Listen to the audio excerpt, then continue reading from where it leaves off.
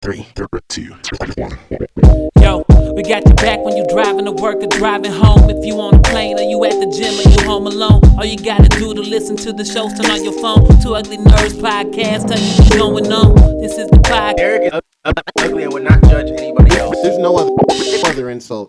When did you learn that you were ugly? Two Ugly Nerds podcast. Welcome to the What's going on, guys? Welcome to the Toilet Nerds podcast. Some niggas from the black nerd community. I don't think I can type that anywhere, but I might just keep saying it. Oh, so that's I don't gonna know. be it now? Maybe. I don't know. It might work, man.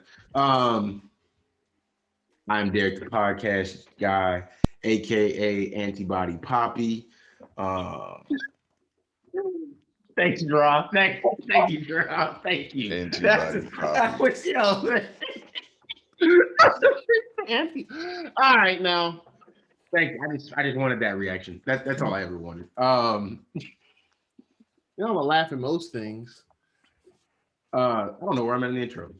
Derek, the podcast guy, AKA. AKA Antibody Poppy. I'm here to pod about things. Y'all know what we're here to talk about, really. Y'all know. Y'all saw it. Always joined by Ian Berserk Music, audio engineer / super producer. What's going on, y'all? What's going on? Yo. Also always joined by, I just learned this editing the last episode. Like, finally, it clicked in my brain. Geronimo, Mr. Nintendo. Sure. Is that right? No, I think it's this way. Oh god damn it. Bro, we all. It's this way for you. It's this way. Oh, I figured out that you can change the orientation. I found it out last week. That's why I'm Yeah. confused when I do this, because usually Nah, when I do so- this, it's that way. I gotta be no. I don't think I'm right, bro. Because this is what happens every time we do the podcast, right? Ian normally ends up below, and I say Ian, right? Mhm. And then I say Gerard, because on my screen, what I'm looking at, Gerard is this way. Well, Okay. When I get now this it's, video now it's back, set up that way. That but is when right. I get this video back, Gerard won't be over there. Me and Gerard will be flipped. I don't I'll know, be the pointing power- at nothing. the powers pointing that at be nothing. That's happening. switch it around. I'm gonna It point flips. this way. I'm telling you, I'm gonna point this way. And Okay. either I'm gonna look like a complete dumbass. Yo, YouTube's gonna be like, yeah, I bet. And just flip it properly this time. Either I'm gonna look like a Oh dumbass man! or a genius, but we won't know until I edit the video. So whatever. Usually when I did the video, everything stays oriented. Oh, I think everything stays oriented. So the reason the only reason I started paying attention is after we had that whole conversation. When I was doing the edit for the last video, I realized that I can read my hoodies. So I was like, So you flip narrative. so it flips. So when it processes the video, it flips me and draw every time. You stay on the bottom, but it flips me and draw. So I'm pointing. So a lot of times I'll be like draw, and I didn't even notice I was really doing it. I'll be pointing this way because on my screen that's where he is, but that's not how you're gonna see it. It's gonna be flipped since it shows my stuff correctly on the video. I think I did it right. I think I did it right.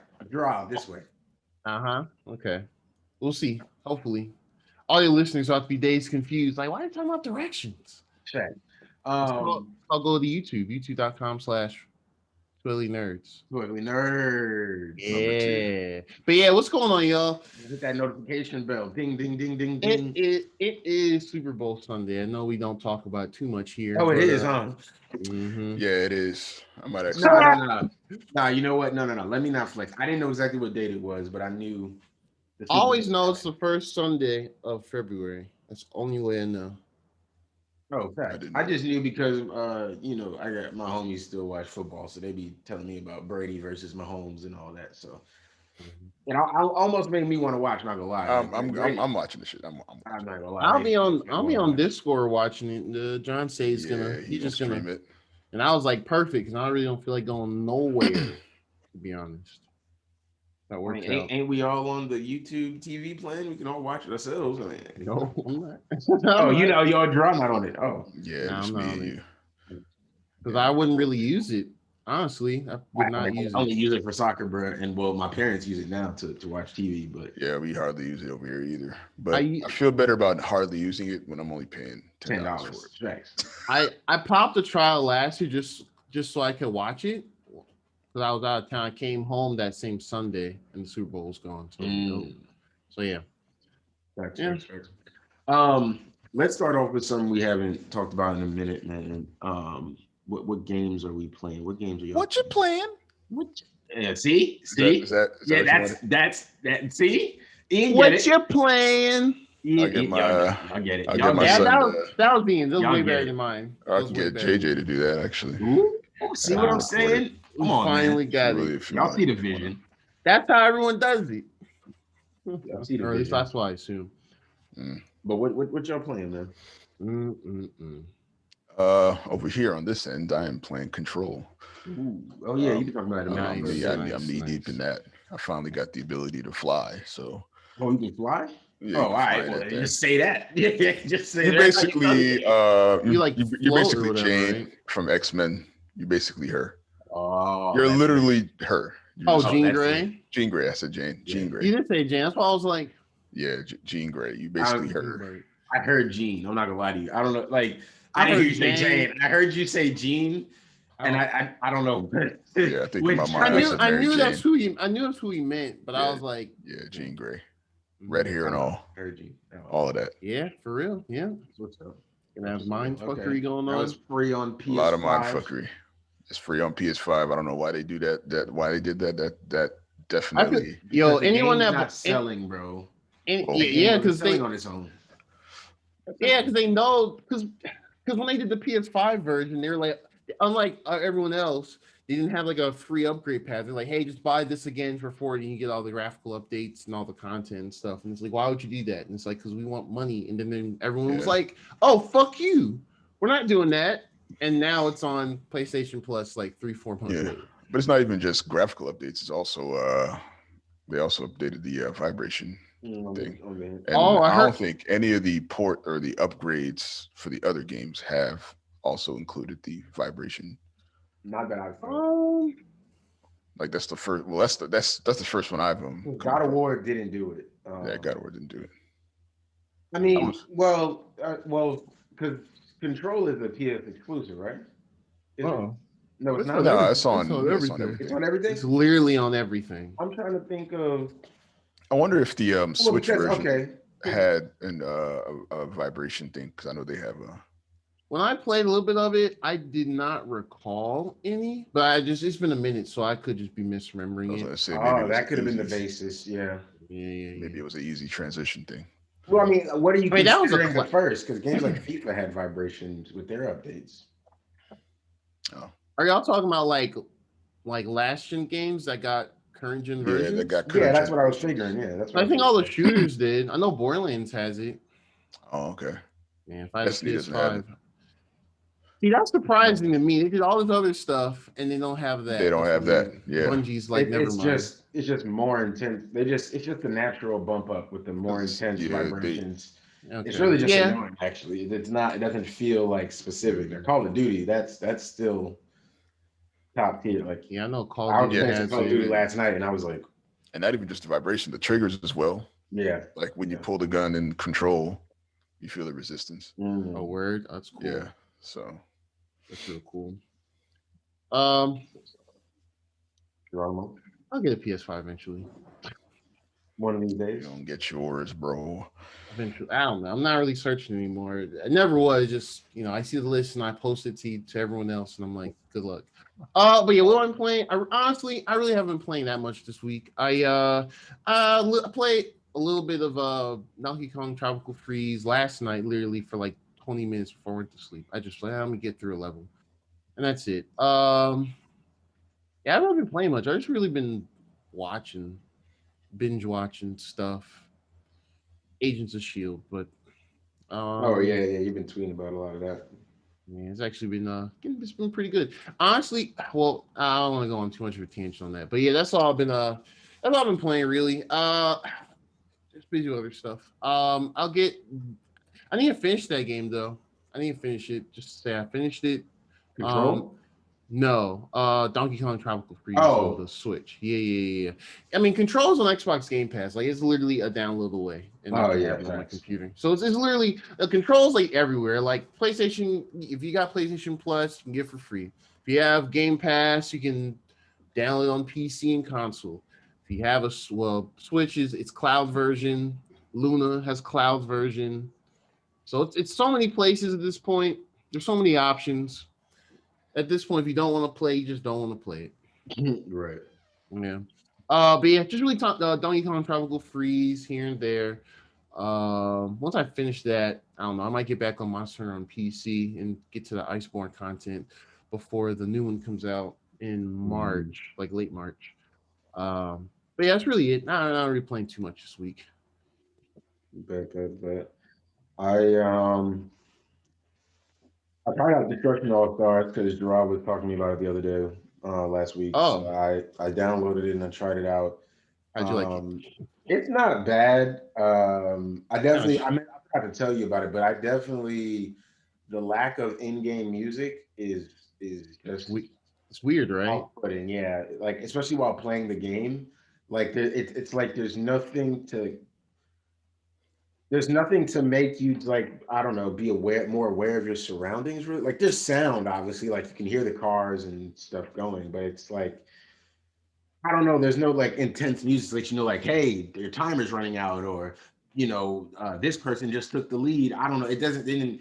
Yeah. There was a lot of that missing. That just was like, okay, I need some indicators to know what's going on around the map because, yeah, I don't know. It was okay. It was okay. Yeah. I'm not. It wasn't bad. Maybe if they add some more to it.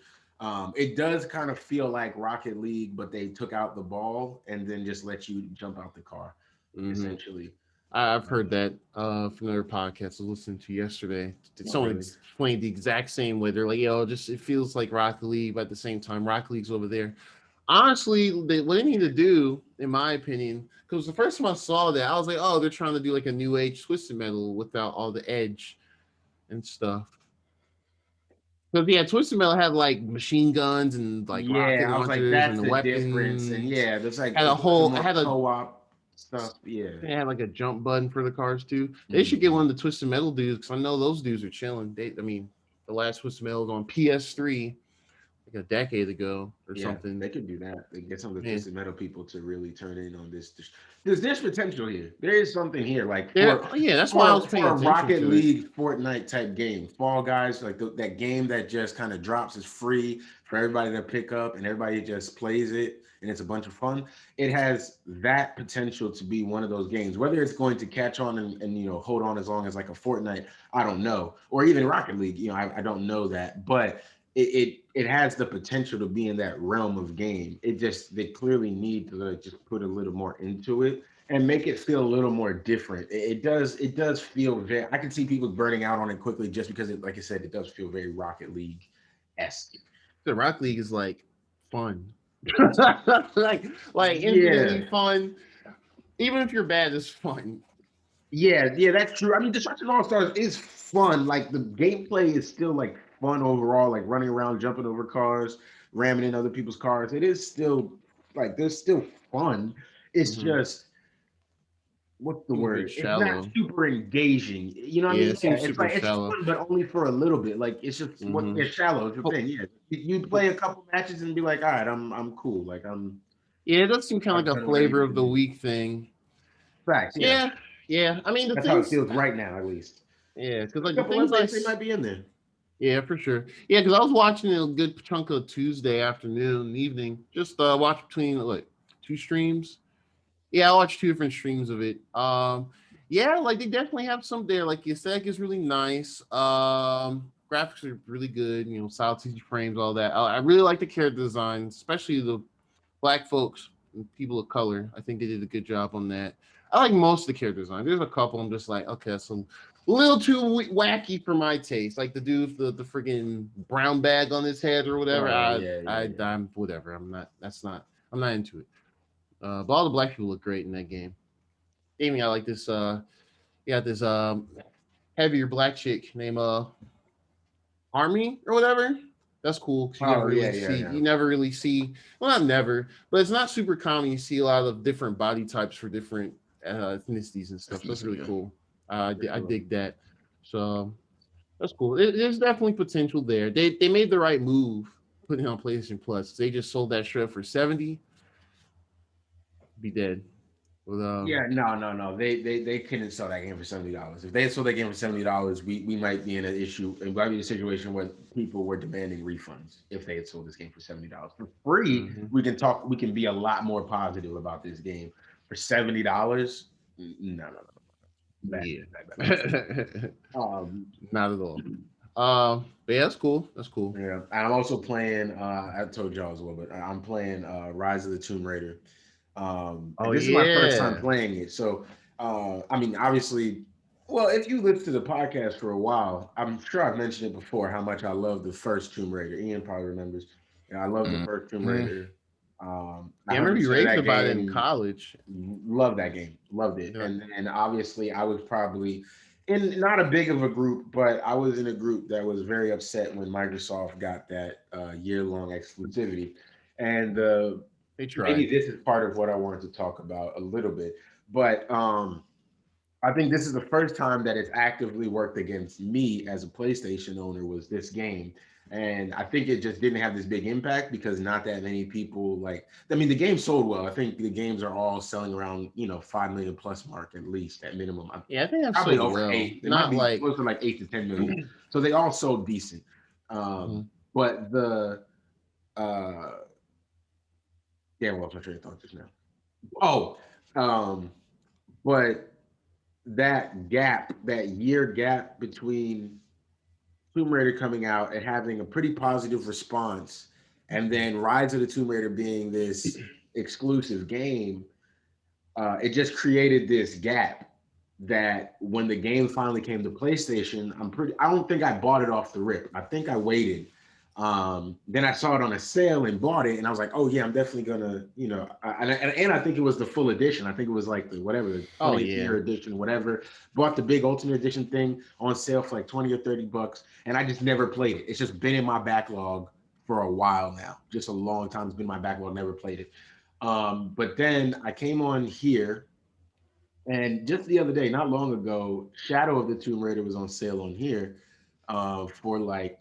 Bro, those games go on sale like every other month. Like maybe 15 or 20. They're like Ubisoft tier. It's like, don't ever buy that. Whatever the full price is now, 30, 40, whatever. Just wait for it to come down to like 20, 15, however much it is.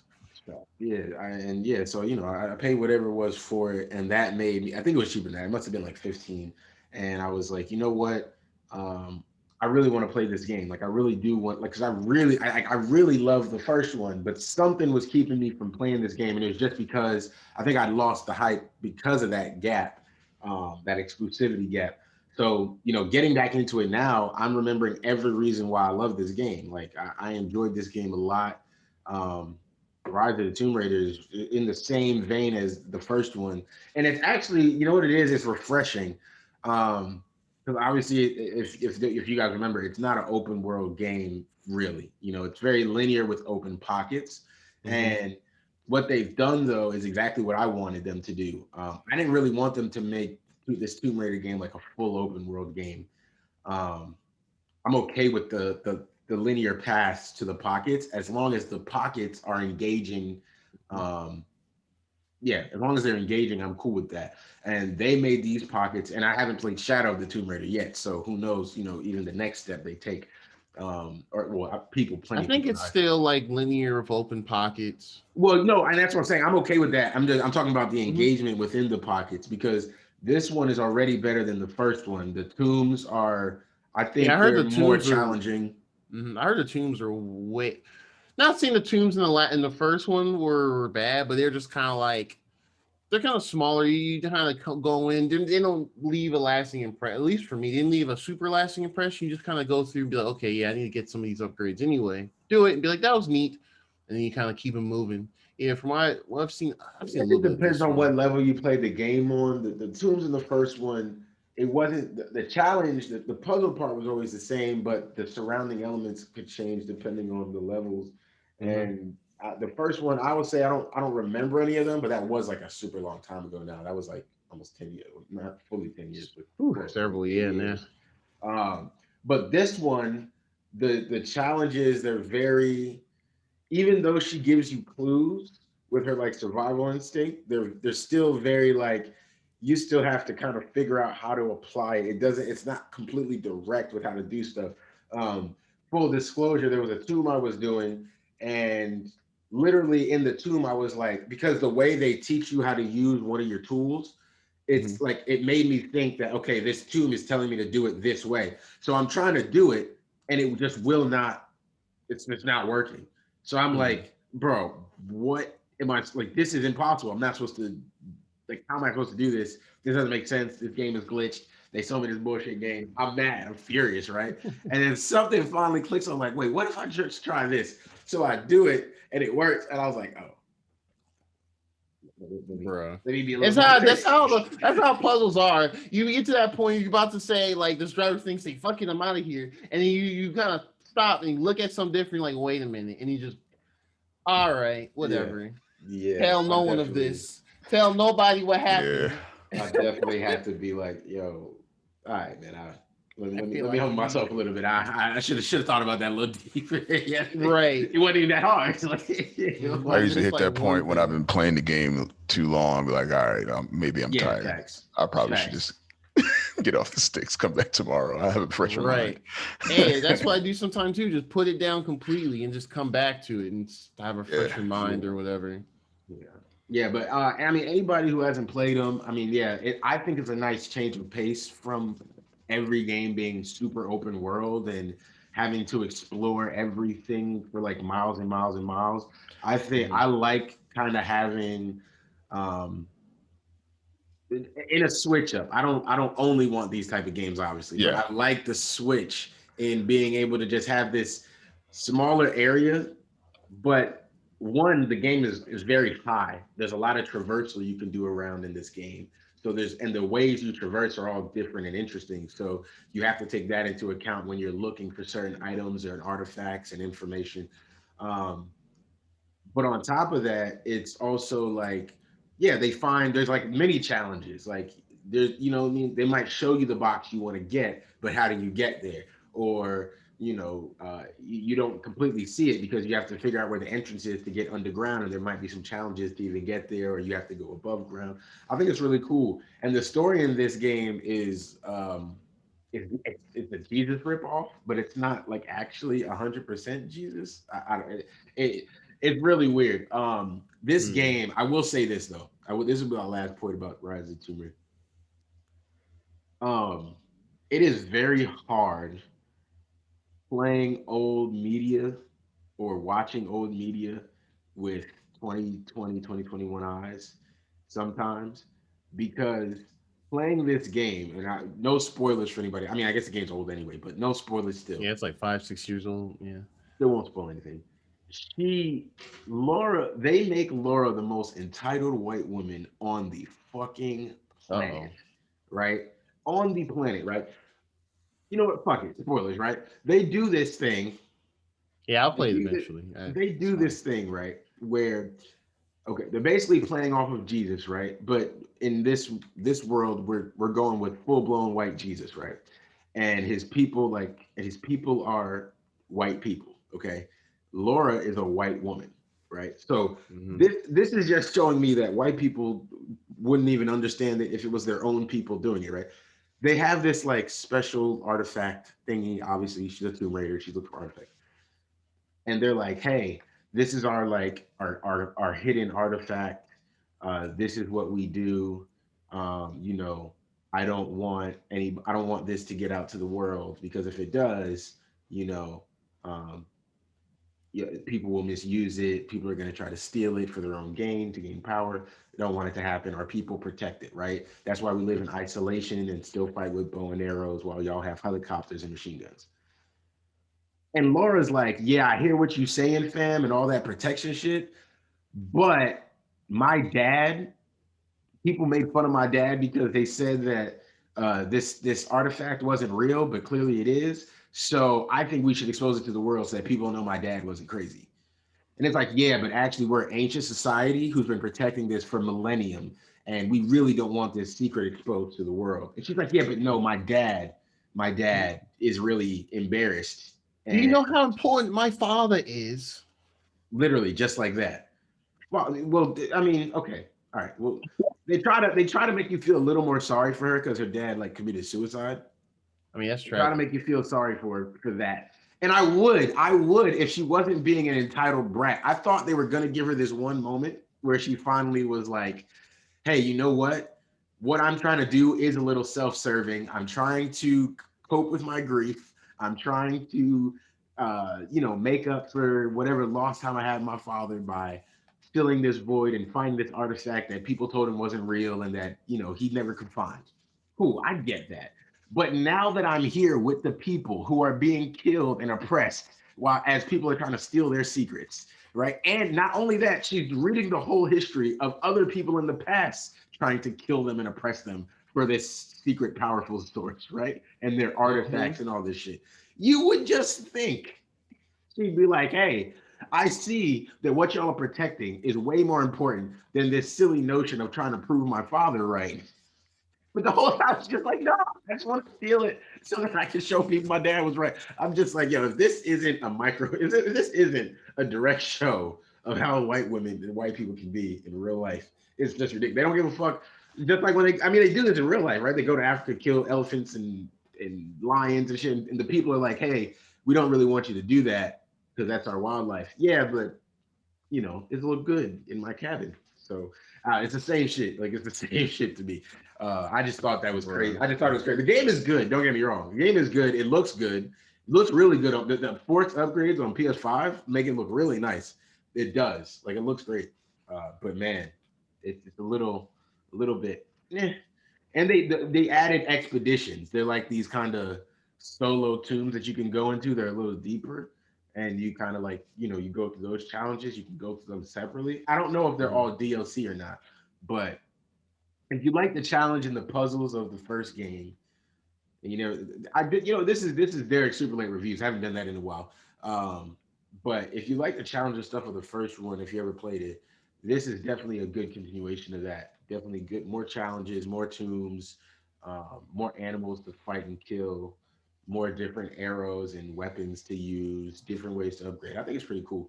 So I'm enjoying that, and that really sucked me in quick. Like, I put back down Star Wars to play this.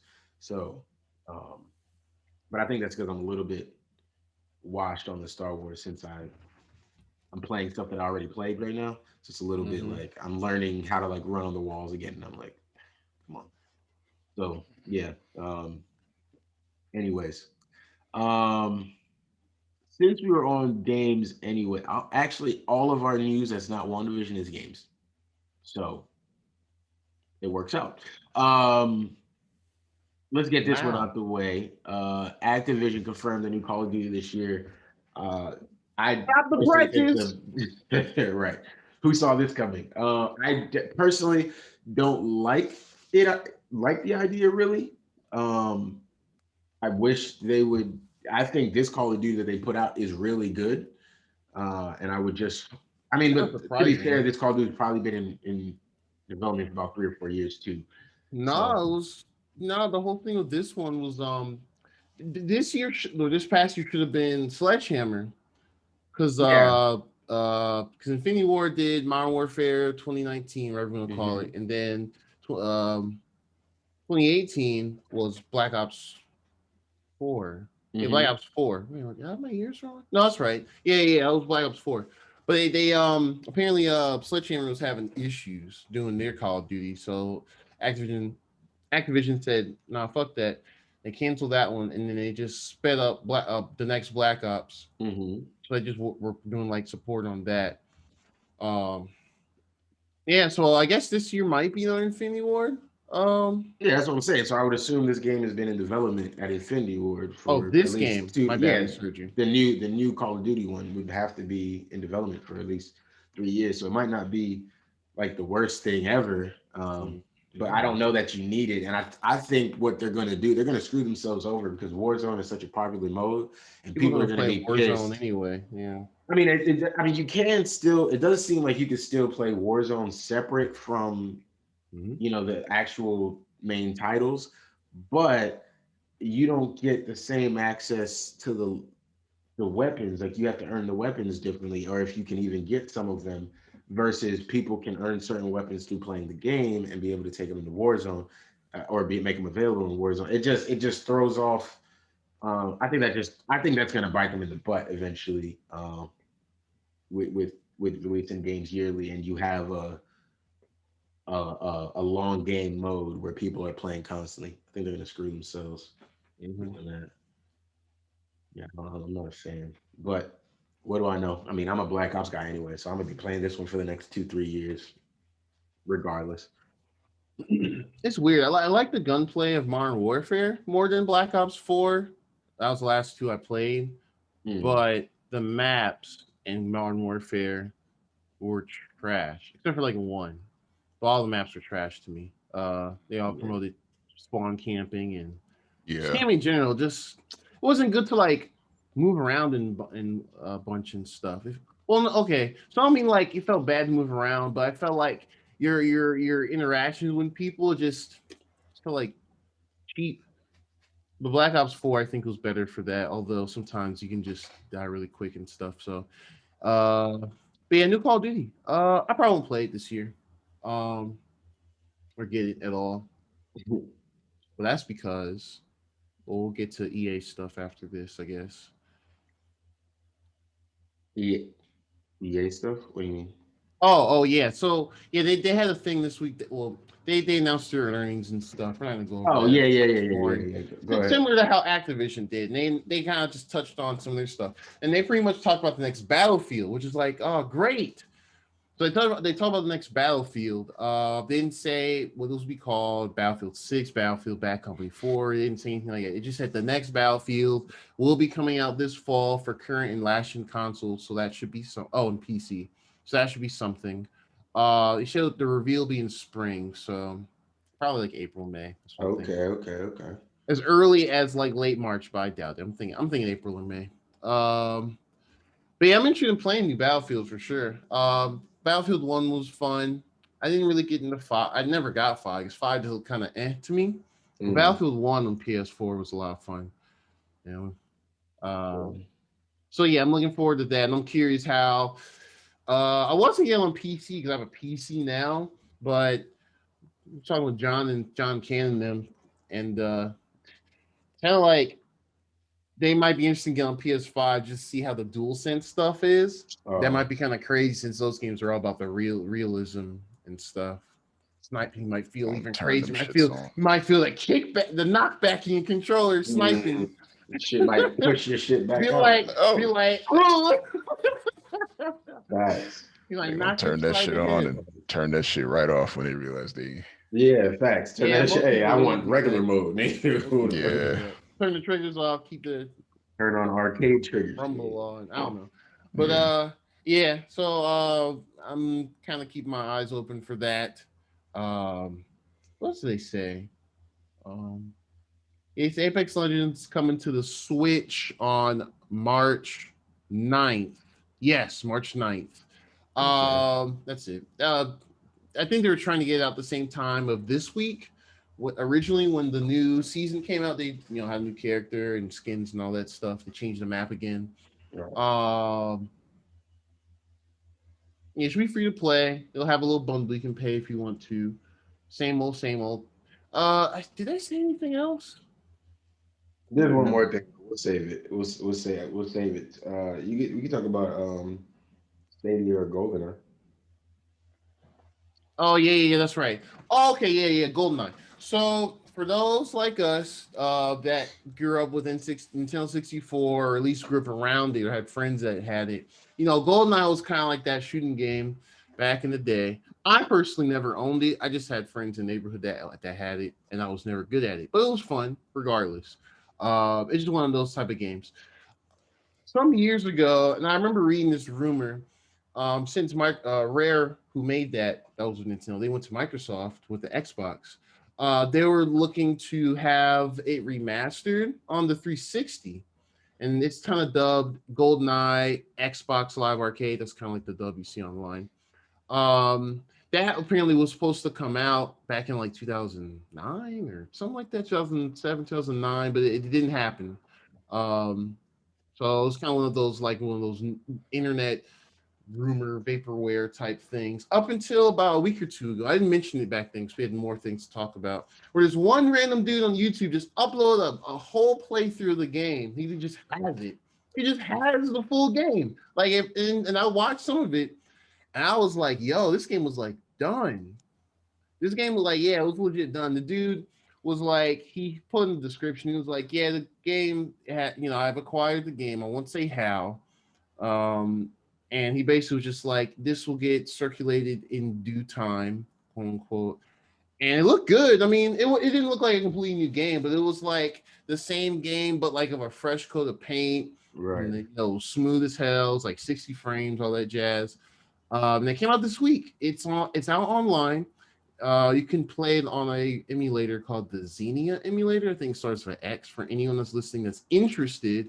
But yeah, it's from what I've seen and other people I've seen do videos on it. It looks like it was done and it just never came out. And I think the reason why that happened, after reading up on it too, apparently this game has a lot of crazy publishing stuff that goes along with it. It's like stuff. Rare, not even the music. It's more so just the game as a whole. So apparently it's a joint ownership thing between Nintendo of the game itself, MGM as far as the movie IP itself, Rare, no, Microsoft as far as owning Rare, the developer that initially made it. So yeah, so it looked like it was a lot of players at hand here. And the story goes, apparently it was gonna be done, and the story was like it was gonna come out on the 360 and the Wii, which is kind of unprecedented at the time. Wii would have been kind of like the old school version, again, but just on the Wii. In 360 would have had this version, which had like the new graphics and 60 frames, and you can play on. I think it had online. I think it was gonna have online, but apparently towards the very end, Nintendo pull a class. Nintendo was like, no, actually. And they pulled the plug, and so it got shelved forever. Because they're super traditional Japanese all hell company, and they technically owned like the source code and stuff. So apparently the game, whoever has had it all these years or people has had, they've just been holding on to it, and it's out in the wild now. Wow. So yeah, but it looks good. Honestly, me personally, I'm not playing it because there are 10,000 better shooters in my opinion. I respect its history and everything. I mean, I'm sure you can use twin sticks because on the N64 you just had the control stick. Right. Aiming was weird. But yeah, I mean, it's pretty faithful. Looks good. It has like a thing where you can like toggle between the old and new graphics for to be like, oh shit, the yeah, and all that stuff. But yeah, gotta have that mode now. Yeah, it's like Tony Hawk has that same thing. Oh yeah, it did. That's right. Had a similar thing. Yeah, so it's cool. It's cool that whoever these person or people that had it, they just put it out in the wild. So it's pretty easy to play. I mean, I heard it's like 800 megabytes. Oh, really? It's like nothing. I mean, it's an N64 game. Yeah, I'm like, yeah. At the end of the day, it's an N64 game. So yeah, so it's really small. I wouldn't be surprised if people's laptops can just run this with ease. Like really, right? Like any laptop made in the past 5-6 years. Got Windows 7 on or something, you probably run that on your Chromebook, nigga. Maybe. Can Chromebook run Crysis? Right. Absolutely not. Google will be like, who? You will be like, hell no, we can't run Crysis. Yeah, and that's funny. Let's and that speaking of Google, let's segue right there. Ooh. All right, look at this. Masses of this shit. So Google came out. What day was it? They said this. Whatever. It was this week, maybe Wednesday or Thursday. They came out of nowhere and were like, "Hey, guess what, y'all? We have an update on the Google Stadia." And I was like, "Oh, here we go. Here we go." So basically, they pretty much canceled or they canned their in development studio called, I forgot what it was even called, honestly. But basically had a studio there that they're making their own game or games or whatever. And it's been well over a year. They haven't done anything or shown anything. So they pretty much closed that studio. So that's like 150 people without jobs, including Jade Raymond, who used to be at Ubisoft, worked on some of the OG Assassin's Creeds and stuff like that. Pretty much an industry veteran. So that sucks for them, so they can lay on their feet and everything. But at the same time, just add to the whole thing of, Google Stadia just limping along. And I mean, like, we all got our little free shits, you know what I'm saying? Yeah. Don't even We know all got our free shits. So, hey, whatever. But yeah, so when Google puts out a new product, just assume it'll probably be, they're like, oh wait, making games are hard, guys. So they can't do. All that promising. Oh, on Stadia, we're gonna be able to. You can just hop into a game from the stream. This feature ain't showed up. Bro, and honestly, They told us about 10 features. Ain't seen a lick of daylight, boy. Them boys did some fire video editing to make us think that was real. Bro, they had a whole thing about remember that one day we were all like, yo, we're all excited because they had that big conference. Mm-hmm. They had a whole conference about this. This is going to revolutionize, and the thing is, it might revolutionize gaming for any developers and the platforms that want to use it. The tech works. The tech is good. Works. You know what I'm saying? It makes sense. They should license it to other games companies or whatever that want to do their own thing. Like, Ubisoft has their own. What?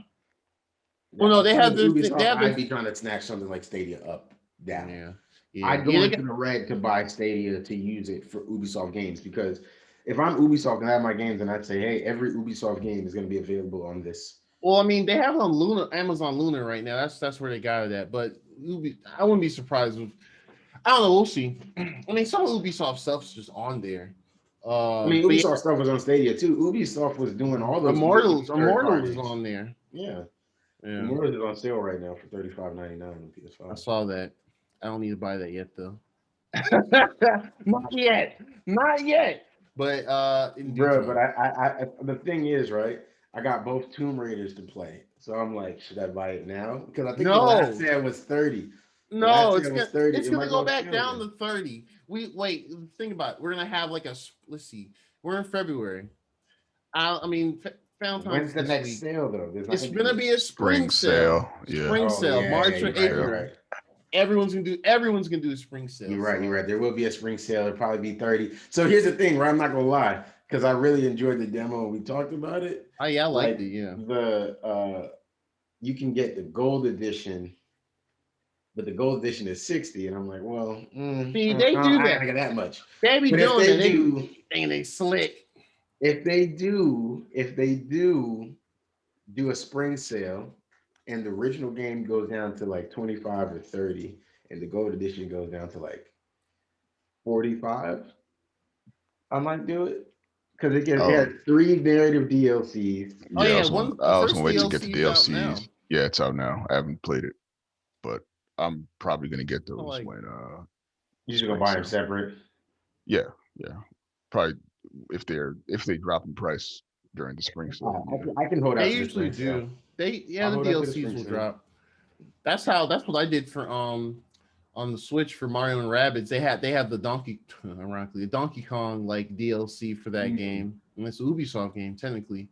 Or not technically, it is an Ubisoft game. Right. Yeah. So I got it for like cheap like a year or two ago. I just haven't played it yet. It was like $12.25 normally. It was like 12 some, so it was like half off, and I was like, oh, that's easy. That's an easy scoop. Yeah. So here's the $1 million question: do y'all think Stadia, as it is now as a service, will last to the end of the year? Yeah, I could see it lasting, only because it does bridge a gap. The problem is, I don't know how many people really know about it, because there are a lot of people out there who may have decent again, maybe not for multiplayer stuff and super streaming, but if they can get a decent single player game that isn't, you know, crazy large to stream off of, they're playing Stadia games on Chromebooks. There's a lot of kids out there who have like a Chromebook at home for school and stuff like that. Parents can't afford for them to get another system. If they, know themselves or whatever, they might be able to convince their parents, hey, I know you can't afford a system, but for $10 a month, I can turn my laptop into a system. That's a good point and good I idea. can see that. My thing is, I just don't know if they've reached that demographic fully. And I don't probably not. He's laying Ian off don't think him. so, but I do Hell think no. I do think that's where you- they should be targeting, like that I just think lower the entire income marketing- family that can't get to a PS5 or Xbox. I think the marketing's been shit. I think whatever it Google's is. marketing as a whole is like for their dedicated products. Outside of like Android, not Android. Outside of Pixel, I think their marketing's kind of shit. So Facts. Yeah, and the phones kind of sold themselves. I think people hopped on because it was a Google phone. People got excited about it, and then that spread the word of mouth. And then now now when you see hear about a new Google phone or Pixel or whatever, people are excited. But Stadia itself wasn't, because I think people are like within gaming. Obviously, there's a lot of money, but I think people overestimate the impact that gaming is having overall. You know what I'm saying? Like, I might love Rise of the Tomb Raider, but what I mean? There's still people out there who have no idea that the game exists, and you know what I mean? Like you might know that about the Google phone because you walked into a store, your friend has one or whatever. But these games, like you might see a commercial for it, but how many of our parents or people out there are just tuning out, when that commercial comes on for that game? They don't care. We're the ones that care because we play these games. So I think I think they just have to put more effort into like telling people, hey, this can help you. For $10 a month, you can have a next gen system in your home. And even over the course of the year, it won't be like buying a console. You could save that, $120 over the course of a year, but that $120 still doesn't get you a new next gen console. It doesn't get you a Switch. It doesn't get you a PS5. It doesn't get you an Xbox Series X or whatever. It doesn't get you anything. So for $10 a month, you're in the game, and yeah, you don't have to buy every overpriced game. You know what I mean? I don't know. That being said, I am. I don't know. Maybe I'm being a little optimistic about them making it to the end of the year. go ahead, Ian.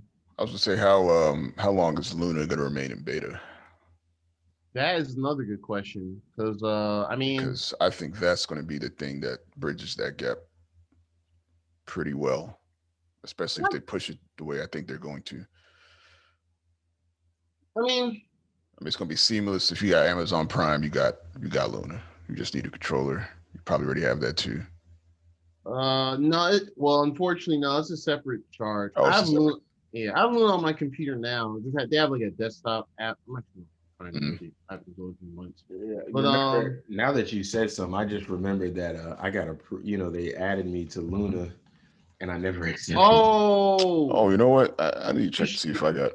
Give it a try. I got approved, by the way, and I never accepted it. I don't know if I got. There's a week. So if you miss the week, then you can't redeem it. So I almost missed the week.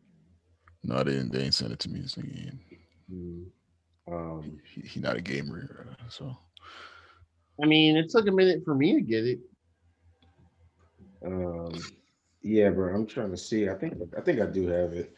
Okay, maybe I'll just note this and then we'll go into another because wait. Oh yeah, here it is. Here it is, yeah. It still has me on here. Wait. I don't know. Let's see. Let's see if I can do it. Oh, I don't want to do it here. I'll do it on my computer later. Anyways, folks, yeah, I'm in Luna too. I'm gonna try to accept my thing in Luna and see if it'll let me accept it still. It's been like a little bit since they sent that. Okay, so this is what I was saying because Ant had just texted me back, and let me see.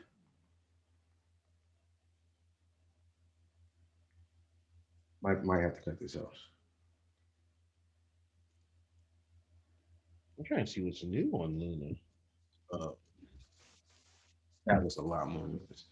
Famous? Oh. Sort by release date. Let's see if I can get this to him.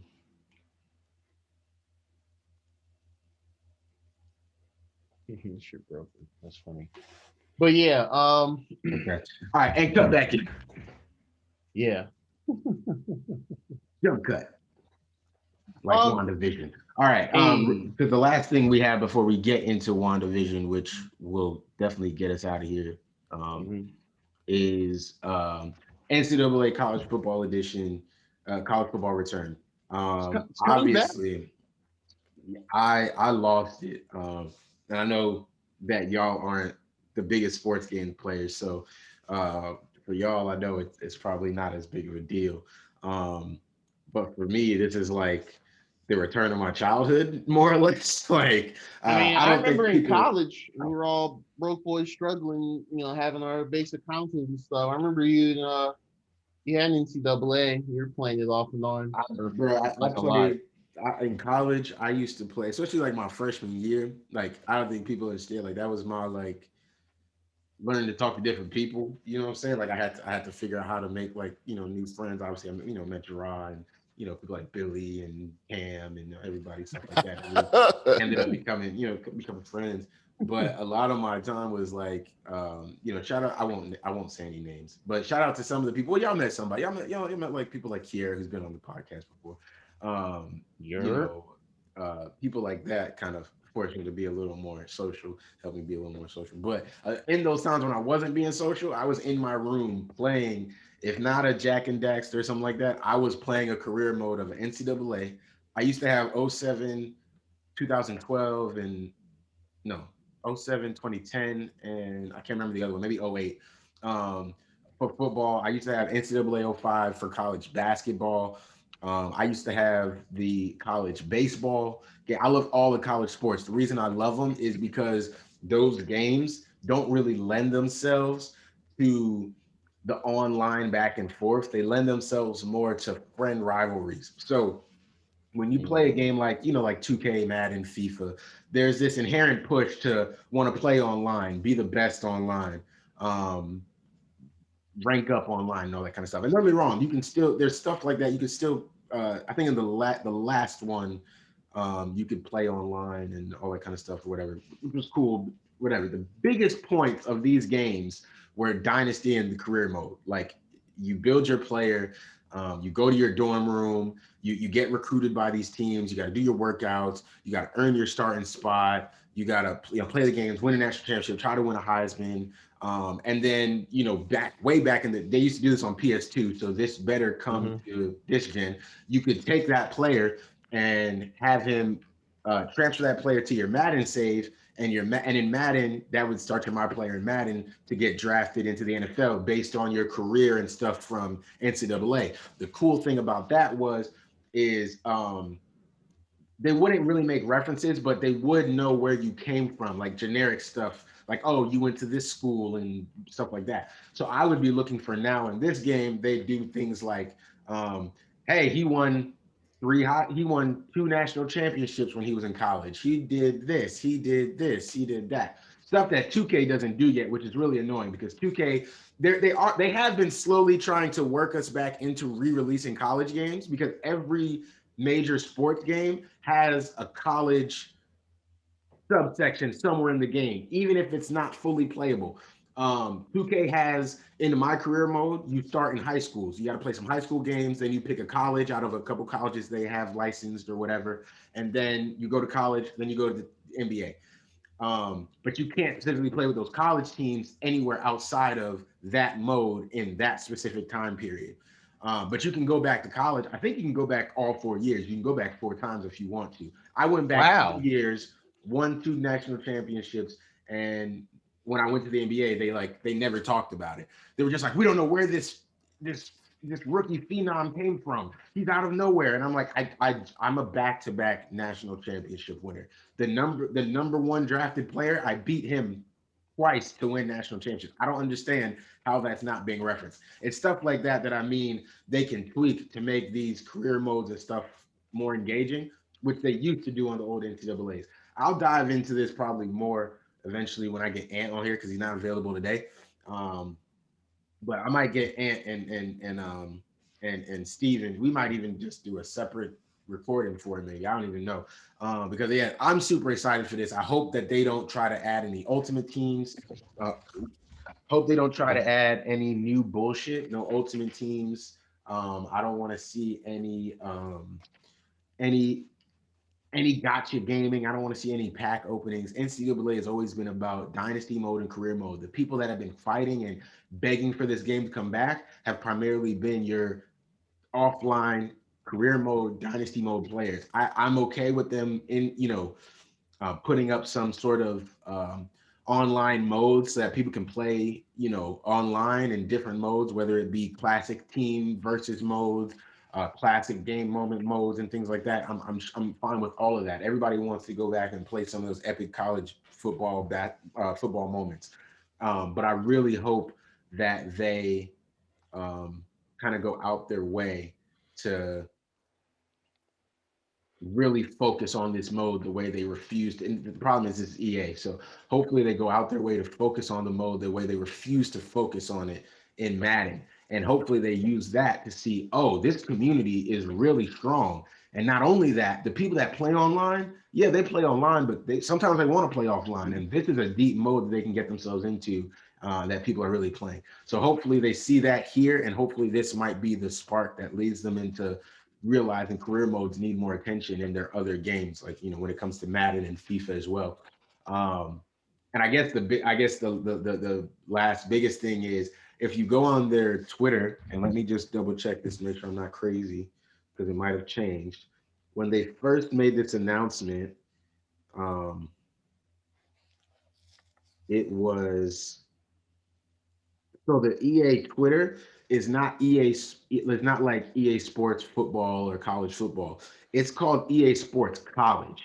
So that is an indicator to me that their football is probably just the first one. They knew that was going to get the big response because that's the one that everybody loves.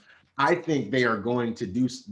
Here's my two theories. They're either going to one, bring back college sports in a way that's just like. Here's a college version of all basically the old games again, the MVP baseballs, the college versions of those, the EA NCAA basketball games and the football games. They'll bring those back, and maybe they'll even dive into like a hockey type thing. Maybe the way this kind of looks, I'm wondering if they're not going to steal 2K's Thunder. So we talked about this a while back, but 2K has the city that all the players go into and they interact there. I don't know that EA might not try to manipulate something like that and make it like the campus. But instead of giving you 4 or 5 separate games for colleges, they integrate it. Now this can go backfire or go really well. You have your player that you create. You can play these college game modes. You can pick if you want to play basketball, football, baseball. But for your career mode, it could be something like, hey, I start in high school again as an athlete or whatever. Then I go to college. When I'm in college, I can choose my sport. Maybe I come out of high school as just an athlete. So maybe I play basketball and football. Maybe I play baseball and maybe I'm a quarterback and a pitcher. Maybe I'm a whatever. And you can kind of pick between the sports. Maybe you can play multiple sports. Really make it this intense RPG style sports game. Now, I have no faith in that theory at all. It's just my ultimate pipe dream that they put it all together and really develop a big mode for that. But yeah, I don't know. I'll dive into that another time when, I don't know. Maybe it's a little more we got a little more information. It's a little closer to hearing some more stuff about it. But it's a big announcement. People are super excited. This is what we wanted.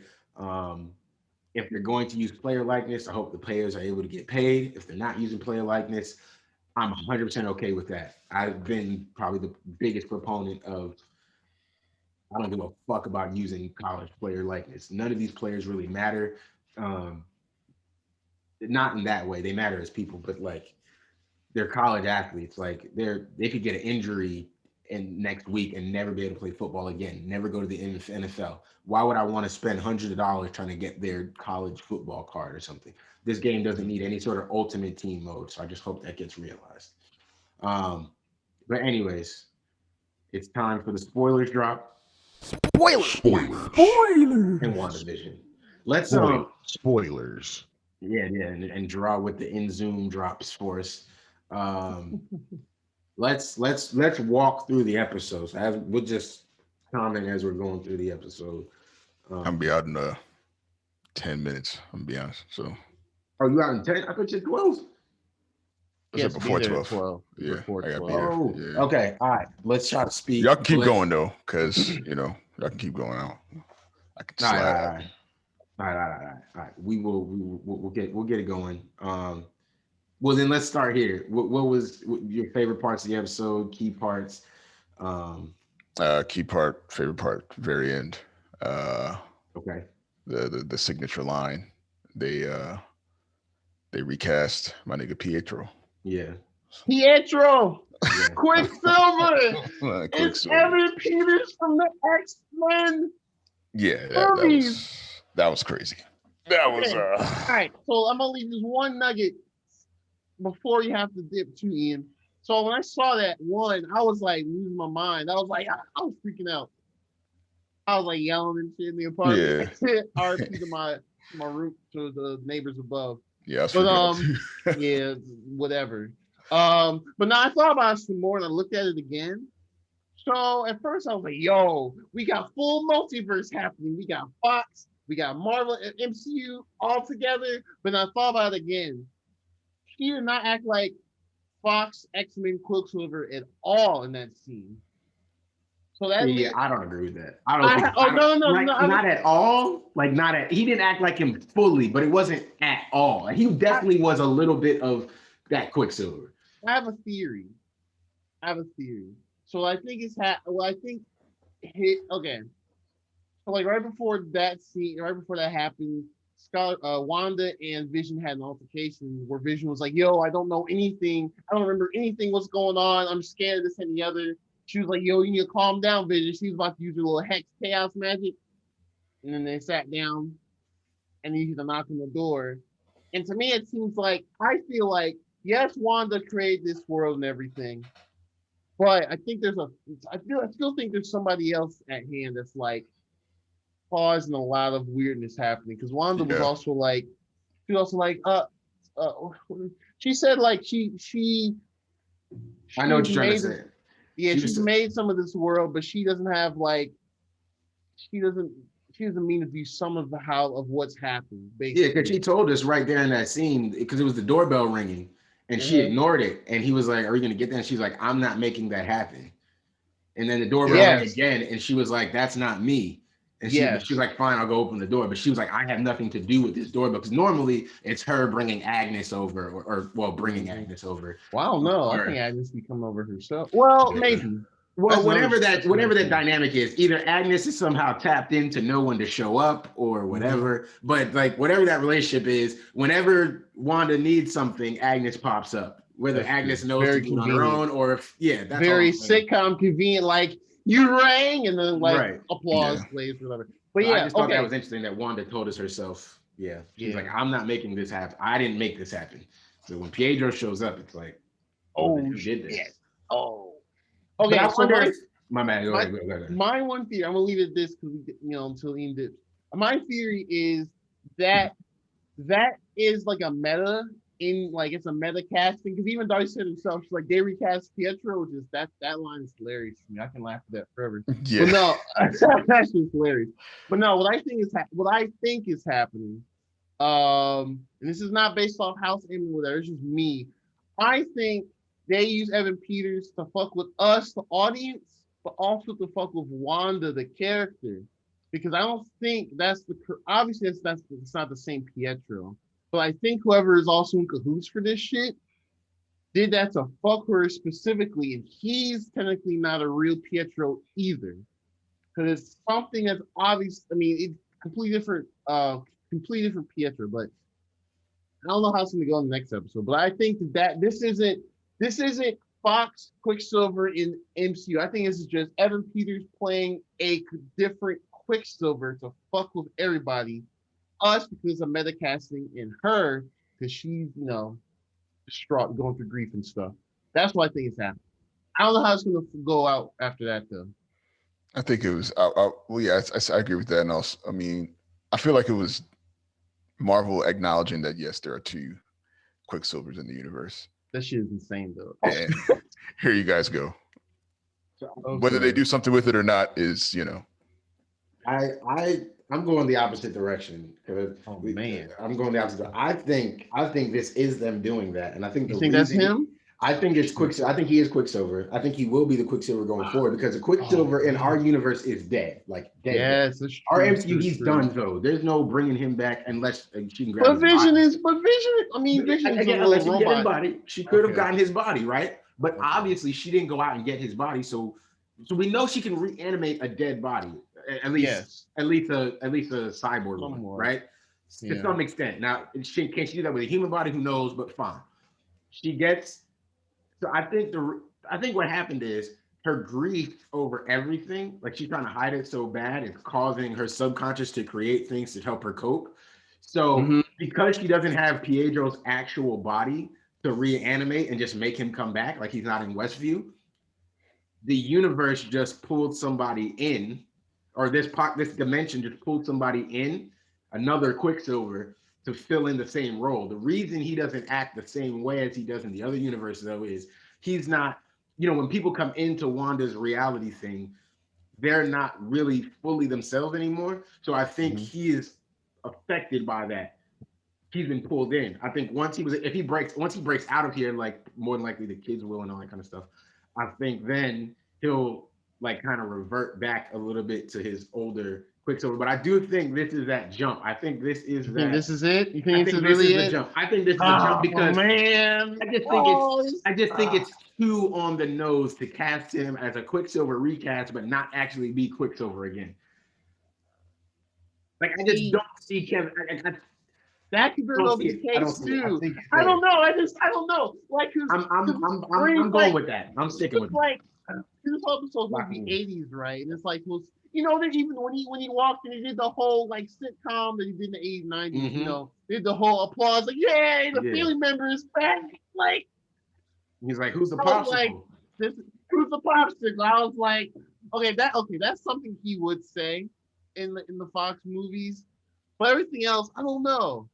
That's what I'm saying. I think there are shards of him there. I think the only reason I believe that is because they went out their way to show us that that scene earlier in the episode. And we're going up this all out of order, but it's fine. Ian's out. Ian, any last things? It was a dope episode. All right, bro. It was dope. All right, man. Good luck, bro. All right, man. Yeah, hopefully that's the casa for sure. Yeah, hopefully. Yeah. Fingers crossed. All right, for sure. All right, bro. All right. And now this is Two Ugly Nerds. Damn. Now we are Two Ugly Nerds. It is two. All right. The two of us. But the only reason I think they showed us that Norm scene is because they needed to let us know, like, everybody in this universe feels different in the universe. They don't feel like the way they're acting. Like Norm was clearly, he's just being a regular office dude. He's like, you're the office funny guy. But then when Vision is able to snap him out of it, which is crazy that he has that power, when Vision is able to snap him out, he's like, help me, like I'm fucking stuck. I can't do anything. I please save me. And I think that is and he was like, make her stop. Right. He kept saying, make her stop. And he didn't say Wanda because he knows who Wanda is. Yeah. Well, no. Norm knows who Wanda is? Maybe Norm doesn't. Maybe Norm doesn't. Because he's just a regular dude, right? I don't think he's anybody specific. Was he in episode 2? Well, no, he wasn't in episode 2, technically. But was he at the talent show in episode 2? Maybe. I could be misremembering. But if he was there in the audience when they're doing a little magic act and Vision, I'd have to go back and look. I'm not 100% sure. Yeah, I'd have to look back too. Man, I I'm not can 100% skim. sure. Yeah. I can skim real quick. I have the tab up right here. Now I'm thinking about it. But yeah, that was well. Okay, I guess since Ian's out now, let's just go back to the kind of to the top of the Oh episode. no! Wait, no. He's in the crowd. I just looked it up. He's right there next to the black turf. He's right there. Okay, so he does know who Wanda is. He does know who so Wanda he's is. aware that Wanda, but he said make her stop. He might not know it's Wanda specifically though. That he knows he hears a voice, but he might not know it's Wanda's voice. Whereas like Gerald, Monica, she's from the outside looking in, so she obviously knows the Avengers from outside of Westview and everything. Like, so there's a different relationship for her. But we can just go from the top of the episode now.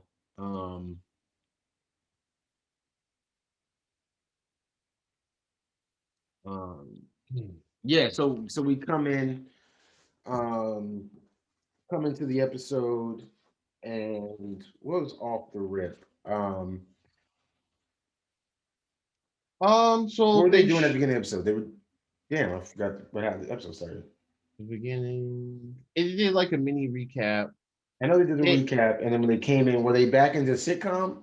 They were back in the sitcom. Yeah, because I have it here too. I'm kind of glancing. So they didn't do like the true like sitcom intro yet, but they had like Wandavision like with the babies, the twins, and they're like, yo, they keep crying. What the fuck do we do?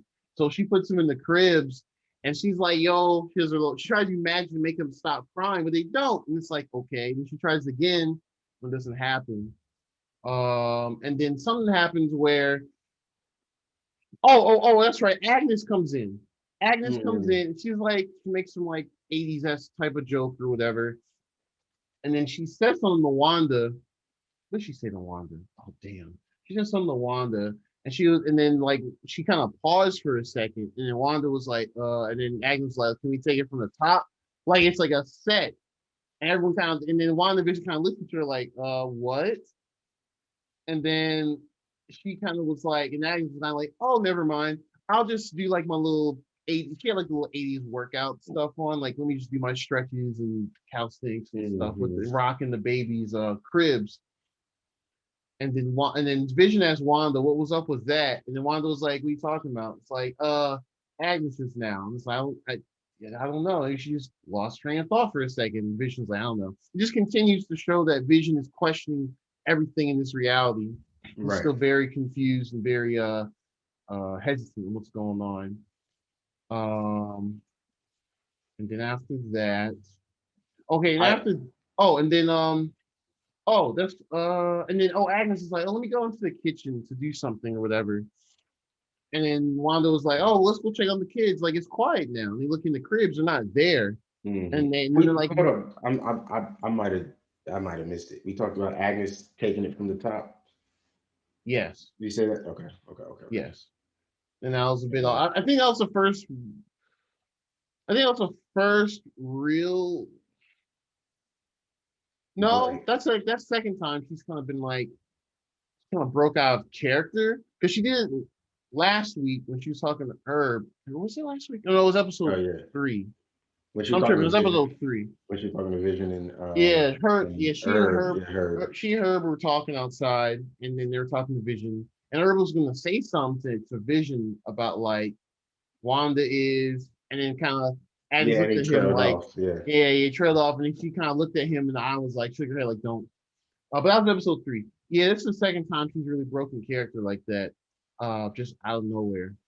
And they did that a lot in this episode. They broke a lot of a lot of those little moments. They had people kind of breaking out, and that was definitely a big one. She's like, you want me to take it from the top? And I guess I'm a little odd about why Wanda wasn't more aggressive to that interaction though, because with Geraldine, she instantly went, who are you? Where are you from? You know what I mean?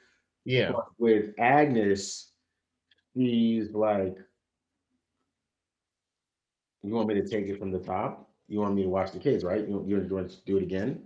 And it's just like, how is she not like? I don't understand why she didn't try to take Agnes and like, you know what I mean? Like, trying to figure out why she did that, or why she didn't rewind Agnes there. Like, she could have rewounded that whole thing. She could have rewound Agnes and Vision and started it all over.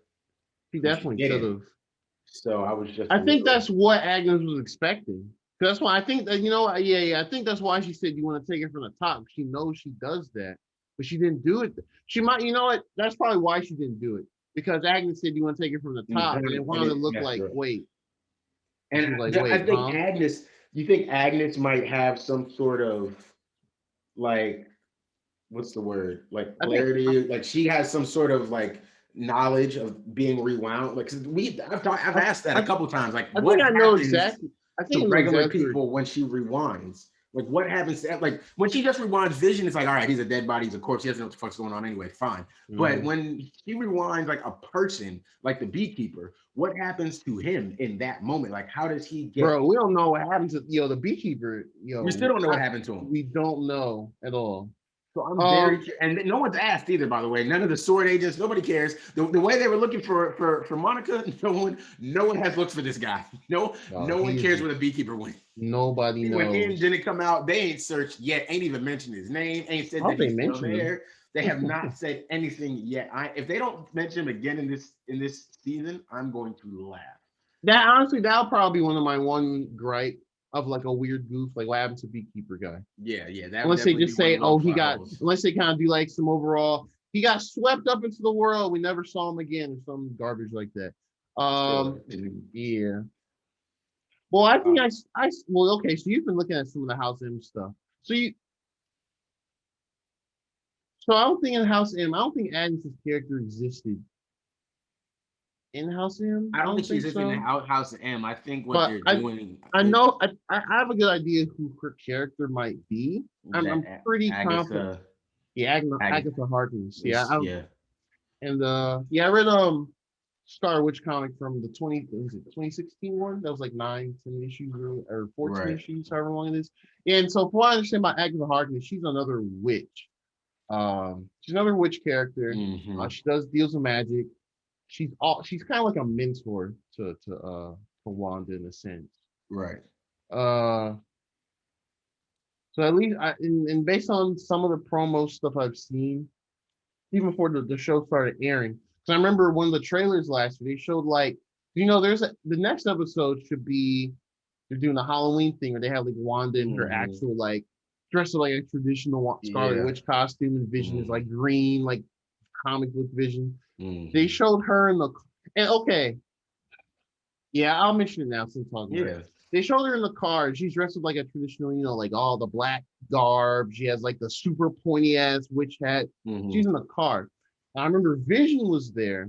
Vision does Vision does the zappity zap to her temple, like how he did with Norm in this episode. And then Norm was immediately like able to remember stuff. Well, he does it with her, and then she's like, "Oh, you're dead," to Vision. So, yeah. So just to set up the scene for people, because I remember, because I just watched it last night.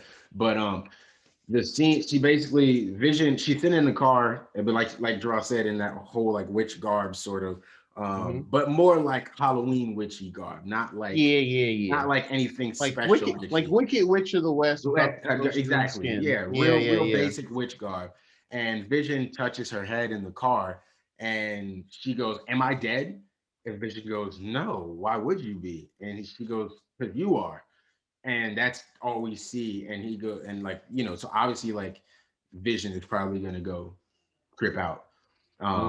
But clearly, so I mean, one of the things we're going to get to, and we kind of ended up getting off the rails because you were getting there when Agnes, she had went to the kitchen. They came back. The kids were out of the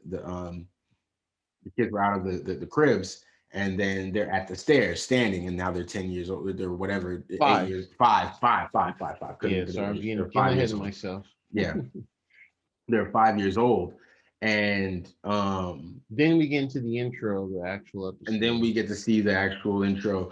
Now, I got a question about this, about the kids aging. Okay. The kids aging, do you think it is Billy becomes Wiccan, right? So do you think it's Billy that is aging them both because he can bend reality and he knows what he can do? Or do you think they like the reality just warps around what they both want? Can they both do it? How do you think they're going to play this out? So I've been thinking about that too. I think Billy is not in tune with his magic. I don't know. It's clearly not full blown, but Maybe he's little not. little bursts like being able to age themselves, being able to randomly find a dog that they got out of nowhere that they probably created. Yeah, I think maybe Agnes might create that dog because she brought the dog in. She always has an animal with her. I've noticed. She had a rabbit in episode 2. Oh yeah. Yeah, and then 3, she didn't have an animal. But that was a stork in the house when her and Monica Geraldine at the time were But talking. Agnes didn't go in the house that time. She didn't. She was outside the whole time. And then 4. Nothing. 4 was like all Nah, the. she didn't, yeah. 4 was all the sword stuff, MCU stuff. Mhm. I don't know, cause like, okay, based on what we see in the episode, my only thinking is that perhaps it's either with Billy doing it himself and he's just a baby and just has all this magic or whatever. Mhm. Because like when they did that to 5, like it stopped the crying because they just were crying forever. Mhm. But then later on the episode, when they're like in the kitchen and they Agnes brought the dog and they're like, oh, can we we want the doggy? And it's like, no, because you gotta be a little older to have responsibility and send the other. And then they turned around and for some reason the dog licked the outlet. I don't know what that was about. Sparky got it. Got a name. Yeah, Sparky. Yeah, Sparky. I learned that's from the comics too. I didn't know that. I had to look that up. Really? The name Sparky is from a separate set of comics where Vision was actually the one who created an alternate reality, but him and all the kids are androids. Oh, I heard and the about dog that. is named Sparky. Yeah, I haven't read that one yet. I've read the House. I just this show makes me like spiral and look up everything to see if like anybody could be somebody else. I've been trying to avoid it. I was like, let me see if Sparky turns into something. I was just like, oh, okay. I thought that was It's been hard, but I've been trying to avoid the comic stuff to enjoy what the show is trying to do. Well, I mean, it wouldn't really spoil the show, but I don't know. I just want to kind of go through it as clean as possible. Oh yeah, and then like when they turn around, they age themselves up again. They're age 10, so maybe, maybe they were like, okay, we're 10 now. We should be able to watch them now. Maybe that's kind of what the gist of it was. So I think it has something to do with influence, right? The first time they age themselves, they're infants, right? And I think that Wanda really wanted them to stop crying. And I think Wanda wanting them to stop crying had the effect of them aging themselves because she had such a strong will, but she can't force them to do anything. So she really wanted them to stop crying. So I think that might have her connection with Wiccan. I think that might have, or Billy, because he hasn't been named Wiccan yet. I think her connection with Billy has kind of affected that in how he turned in them aging to 5 years old to stop them from crying because they want to please their mom. Then you have the second time where I think it's now they're older. And now if they're 5 or whatever, and they age themselves up to 10 because they really want the dog. It's another strong desire of will. The kids really want the dog, so they age themselves to 10 to get the dog. Then they get the dog, and they were going to age themselves more to deal with grief. And Wanda had to stop them there. That's true. So this does mean I do think they have the ability to do. I think Wiccan or Billy does have the ability to warp reality in this world. He just can't necessarily do it on a whim. He doesn't have full control. He can't just do whatever he wants. But when he has strong desire for something, he can affect it. And this is obviously why we got those moments with Agnes saying, like, kids, you can't control them, because clearly Wanda does not have control over these kids. What I do think is interesting is kind of going into the next part. Obviously through everything we talked about, Wanda was freely using her powers in front of Agnes now. She told Vision, she don't want to hide anymore. She's freely using her powers. Yep. Because she made like she materialized something out of nowhere in the kitchen. I can't remember what it was. Oh, gee, I forgot what it was. But yeah, she just materialized something out of nowhere. She was just using whatever in front of Agnes, and Vision was like, "Hey, I thought we were hiding our powers. Like, what are you doing?" And she was like, "Yeah, it doesn't care. Like, this is our home. This is what we're gonna do." And Agnes doesn't react to it at all. She just is fine. She actually didn't even. She actually barely reacted when he when the kids aged right in front of her. Her kids went from being infants to 5 years old, and Agnes didn't react to that at all. Um, so I just thought, that was pretty interesting too. Agnes Just didn't because we react know at that, all too. because She we was know, like, just because we know that "Kids." she knows more than she's letting on.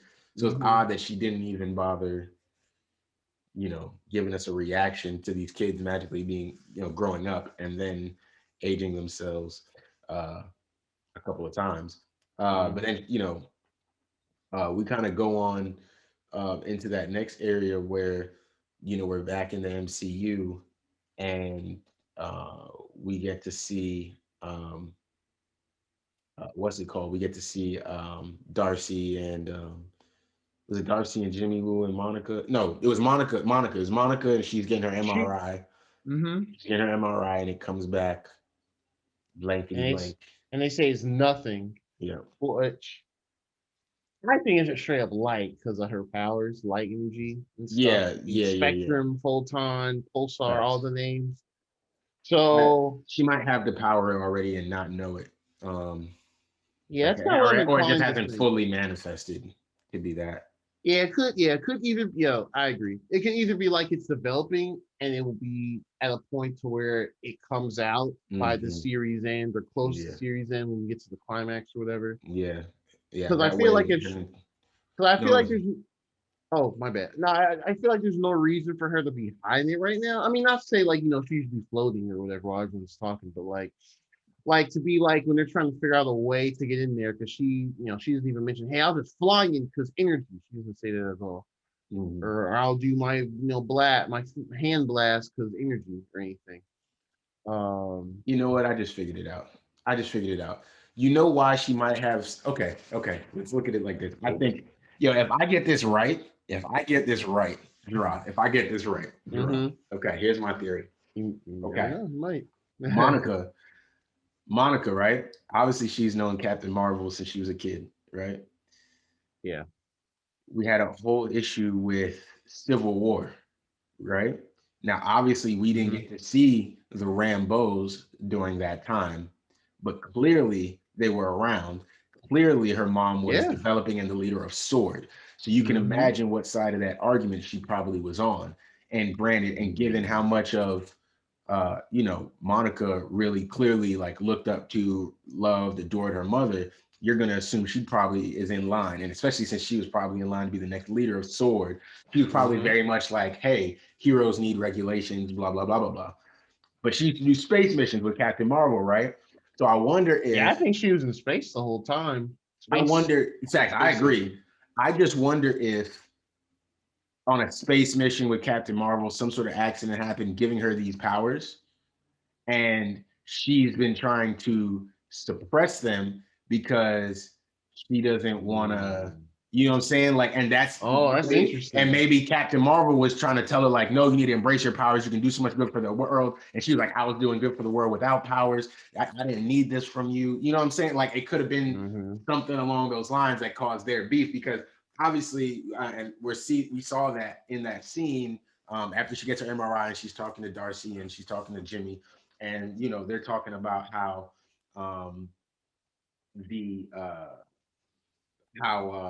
whatever's going on, and she's like, yeah, and Captain Marvel powers is like that, right? And she's like, oh, we're not talking about that, and they just move on, and then we get to see Jimmy and Darcy's face like, oh shit, all right, so you're not supposed to talk about Captain Marvel. There's a problem there. Clearly, I don't know what it is, but I'm gonna leave it alone. That is, like that, stuff like that. I was like, okay, that was clearly a narrative point that we were supposed to get, because they hung there for a minute. They let us kind of sit in that, like. They also clearly they did the first time. Well, no, they did the first time in a minute where they clearly defined power levels to Thanos. Yeah, okay. I mean, it was. I mean, when we saw that in Endgame, it was like, oh shit.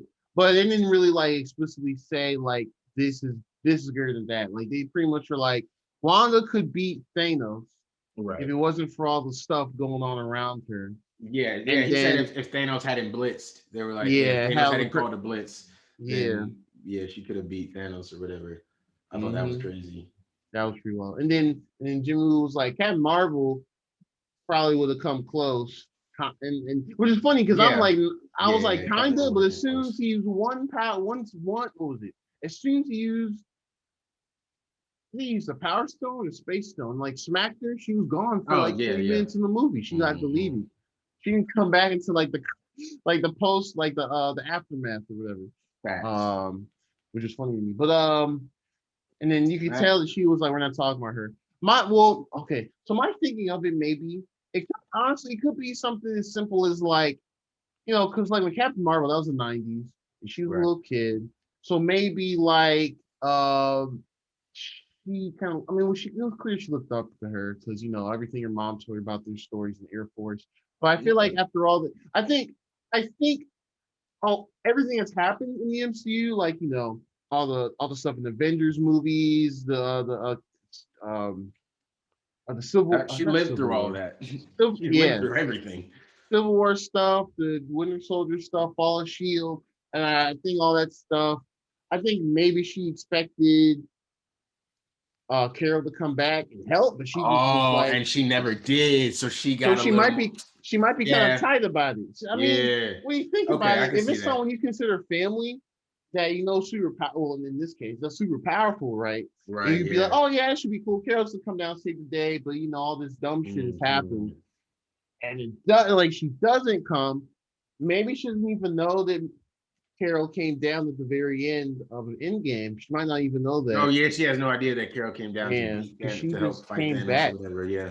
Yeah, this happens after those events, and she just came back with an album. So I saw a timeline that said this is basically like 3 weeks. WandaVision basically takes place like three weeks to a month after. Yeah, I saw that. Endgame ends after they bring everybody back. After everybody comes back and they're fighting. Like 3 weeks to a month after that, it makes sense. WandaVision starts. Well, of course, it adds up. It makes sense. Wanda gets to go to the funeral, then we get to see her break in and all that kind of shit. Yeah. So it makes sense. Far From Home was like a little after. People were kind of getting back to regular day to day. Yeah. Far From Home was further than this WandaVision stuff. So that helps. It kind of inadvertently helps that movie too, because I said this, I think in the last episode before. No, I think it was the last episode. Excuse me, I think it was the last episode where that was the one thing that kind of was a little off about Far From Home, even though I liked the rest of the movie. It just kind of were like, it happened, and I'm like, damn, like, they were trying to fill in context with other. We're probably going to see more that fills in more of that context in that time through other shows, through other movies, through Falcon and Winter Soldier for sure. Because it's still Falcon Winter Soldier supposed to air before this, so maybe they happen concurrently or not concurrently along the same time, or maybe one. That could be after the other. Yeah. Maybe the events that has already happened since this is happening. But we don't know yet. Yeah. So it's to bring it all back. It's clear that she has a little something up with how she feels about Carol and these type of situations. For sure. They got beef. One thing I thought was super interesting, because we're here anyway, because after that, they go to their I think they tried to tell her they want to run more tests, and she says, no, I'm not running any more tests. And that's why I agree with you wholeheartedly that her MRIs coming back blank have to be something with her powers, because they keep telling you like, hey, we're running tests. We're not finding stuff. We're not getting your MRIs coming back blank. My first thought was actually Wanda did something, but then my second thought was, oh, her powers could just be there affecting what you're reading. So I fully agree with that. But then what I thought was interesting, we kind of touched on it last week, feeling like Hayward might have some ulterior motives, or he might be a little funny character. I don't full on distrust him yet. But I do think he's at least a little nervous about potentially losing his job to Monica coming back, because, and the only reason I feel that way is, you notice that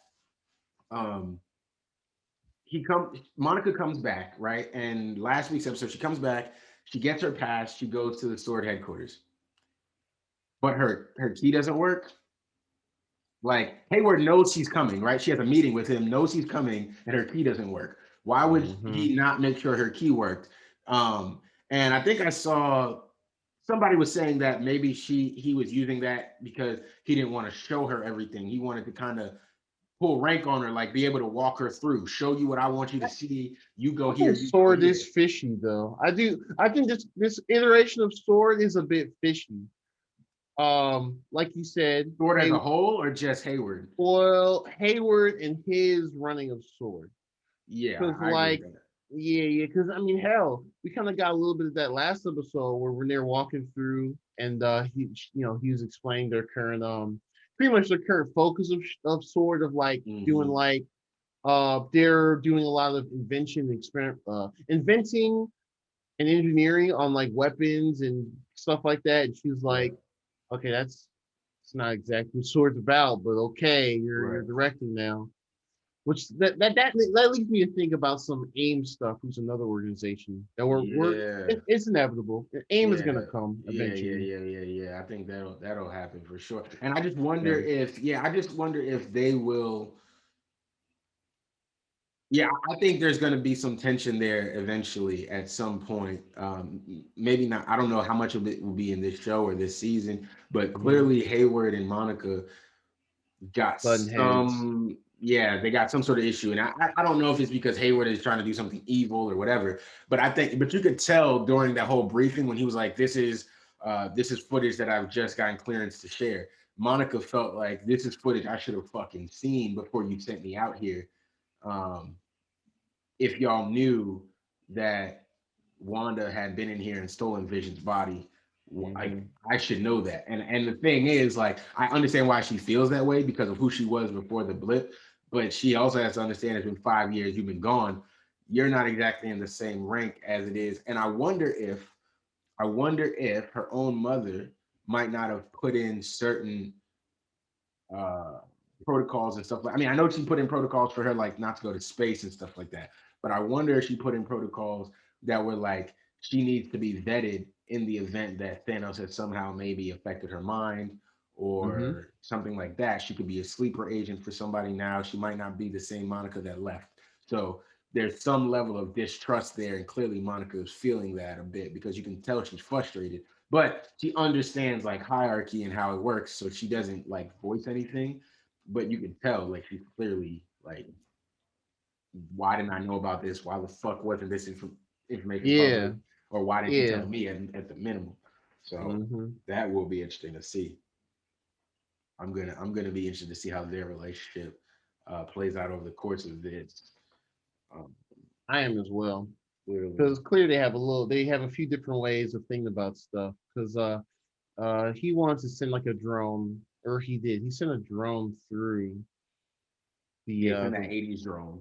The 80s drone. And obviously that's like, to me, that was like kind of the height of it, right? He sends the 80s drone in, and then he tells her to take the shot. And Monica's like, take what shot? This girl isn't armed. And yeah, so clearly he's making a lot of decisions without Monica, without her input at all, on his own, the way he wants to do things. And he's a little more on the front foot. And he clearly has, and that was the other thing I was trying to mention earlier, he clearly has some sort of issue with the superpowered people, with the Avengers, with people with powers, because he goes, doesn't she have some sort of alias or some sort of superhero name or whatever he says? And they're like, no, just Wanda Maximoff or whatever. And they're like, no, does she has something? And obviously, like, no one calls her Scarlet Witch because has he ever been no one's ever really called her Scarlet Witch. But no one's called her Scarlet Witch but no one's called her Scarlet Witch in the. Has she been called Scarlet Witch in the MCU? That's what I'm trying to remember now. That made me question that. No, they refer to her as like a witch with how she uses her powers, not the Scarlet Witch. But they don't call her the Scarlet Witch, right? So I feel like that. I think that's going to be kind of the thing in this series. Like, if she will end off as the Scarlet. Yeah, the Scarlet Witch. That's going to happen for sure. Like, people dub her instead. That sounds cool. The other since we're talking about the sword stuff, I think one of the other things that was kind of a bigger reveal is that It showed the footage of like how like not sometime after Endgame's events, it showed like Wanda, just kind of walking through and finding Vision taking his body. So Sword has Vision, or had Vision, has body, and they had it spread apart. So it was clear they're trying to tinker with him or use him in some type of way for what their gains are. That's why I'm a bit more suspicious of Sword as well. And I agree with that. It definitely raised suspicions because, like you said, he said Sword is the sentient weapons. I can't remember everything it stands for, but it stands for whatever Vision is, basically. And it kind of does. Basically, more or less. And sentient weapon, observation, all that stuff. Sentient weapon. Like, that's all we need to hear. And then on top of that, they go ahead and Then on top of that, they have not Vision. They have like you said, his body is like, I guess, spread apart. But then to me, Hayward knew Vision's living will a little too well. He said that a little too quick, like off the tongue. Because she was like, yeah, it goes against, because Jimmy Woo was just like, oh, it goes against the protocols. And they're like, oh, and it also goes against his living will. He doesn't want to be reanimated. He doesn't want to be anybody's weapon. And it's like, that's true though. It seems like he wanted to make him a weapon. But I wonder if you don't want to be fully bad guy on Sword, because we have seen that Nick Fury works with Sword. But we also know Nick Fury is a little. I'm curious. He was in that Sword station. Yeah, in the Far From Home post-credits. Yeah, because when I first saw that, I was like, oh, he's director of Sword now. That's cool. But now... Yeah, now we know he's not. Yeah. He's not. So I don't really know his role. And we're going to find out eventually because of the Secret Invasion show that's going to happen sometime in the next couple of years, whatever. But, Sword is... I think he's just working with them. He might have been like an acting director for a little bit or something like that. Like, yeah, maybe. Who knows exactly what it is? Or he might just be the head of the space division, since he's, had to deal with Captain Marvel and had to fight the Skrulls before. Like, maybe he's in charge of whatever they're doing in space, while Hayward has to manage whatever is happening on the ground, because Monica's not there to be in full control of everything or something. Who knows? But he definitely. It could also be. That's what I was gonna say. It could also be good guy Hayward saying, "Hey, we split Vision's body parts. We split Vision apart so that nobody could just steal one box and just have Vision now."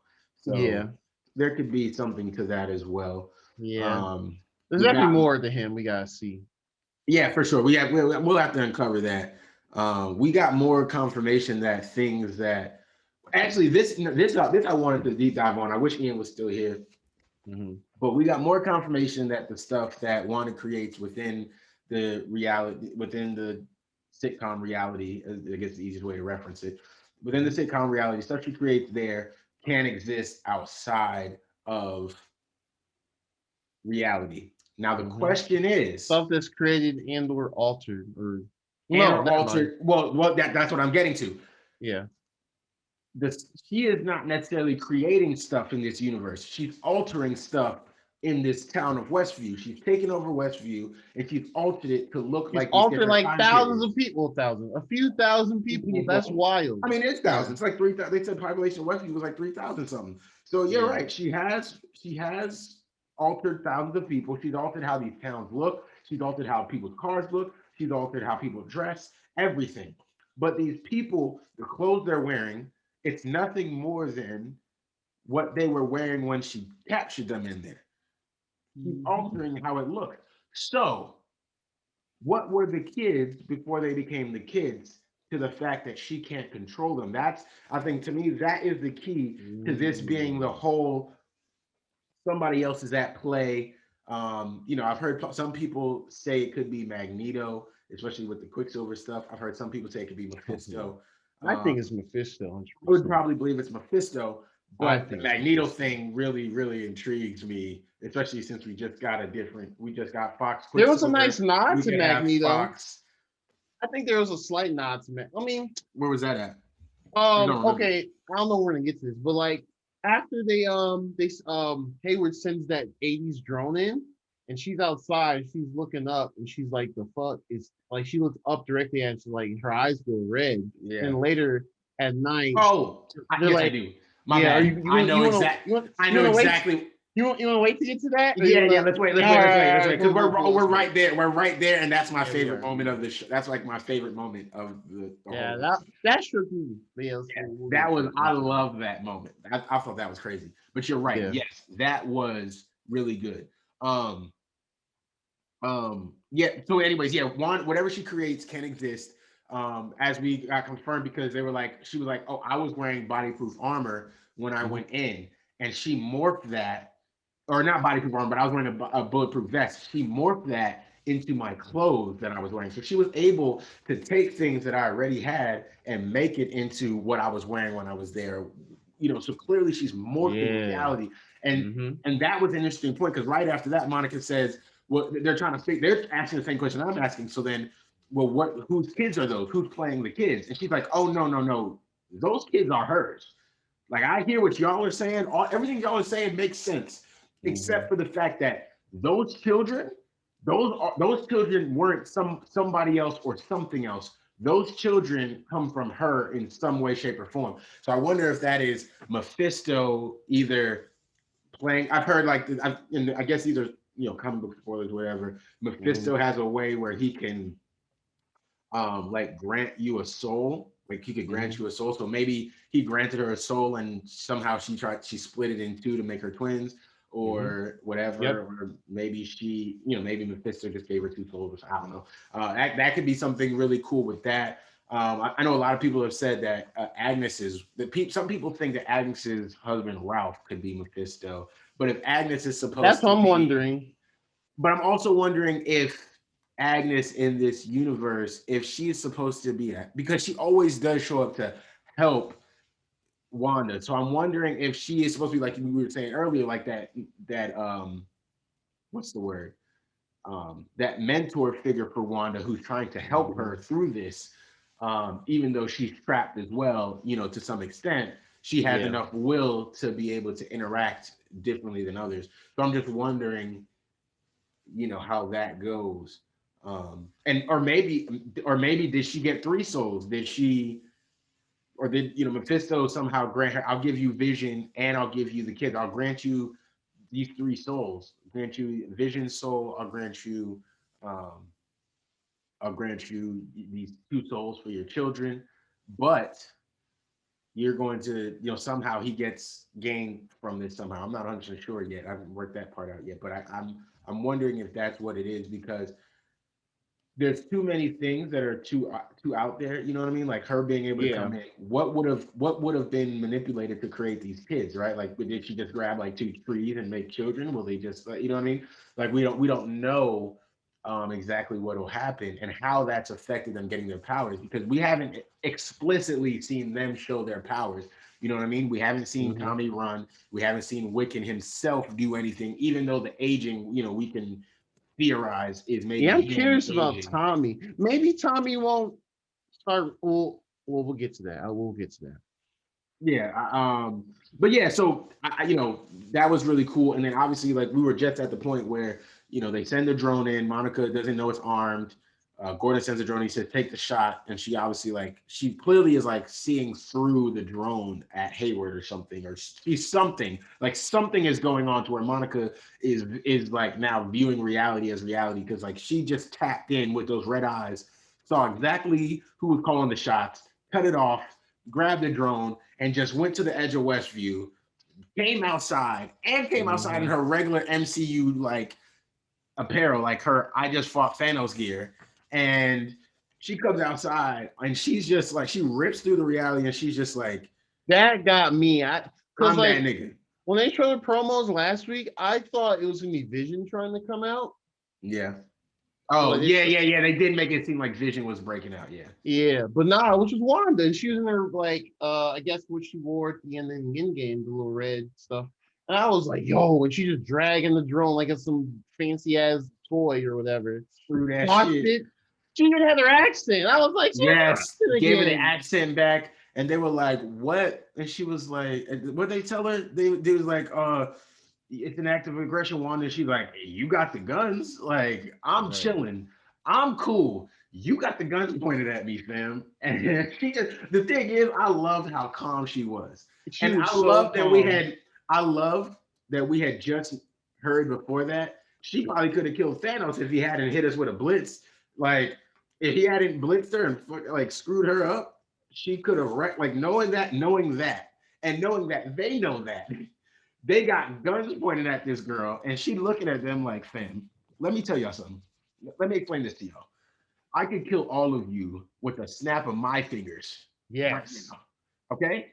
But I'm going to do y'all a favor. I'm going to tell y'all, leave me the fuck alone, and I'm going to turn back and go back to my little happy sitcom family. If y'all want to keep watching, do y'all thing. But I'm going to go back in here. Y'all going to leave me alone. And if y'all don't, it's not going to be sweet for y'all no more. And and Monica over there like, wait, but I'm going to be on your side. She's like, I mean, I bet, but whatever. I hear what you're saying. You probably so for that, I ain't gonna kill you. But just understand, if y'all don't leave me alone, I'm on y'all ass. And then she turns the guns at Hayward, and that's the Magneto. Yeah, that's the Magneto thing.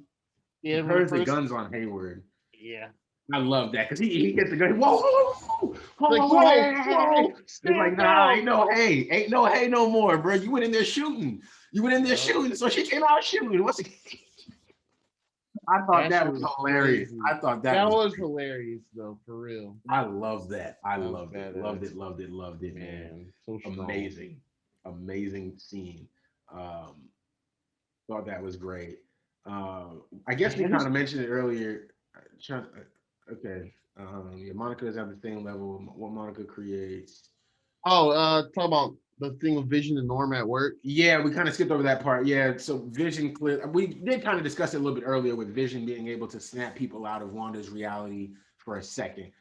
She can kind of tap people out and allow them to, or he can tap people. Especially he can tap people out and speak to them normally and hear what they're actually feeling. So we've seen some scenes of this next episode with Vision kind of wandering around. It does seem like some things have been frozen in time. And that scene where he wakes up Agnes, I just wonder if she is.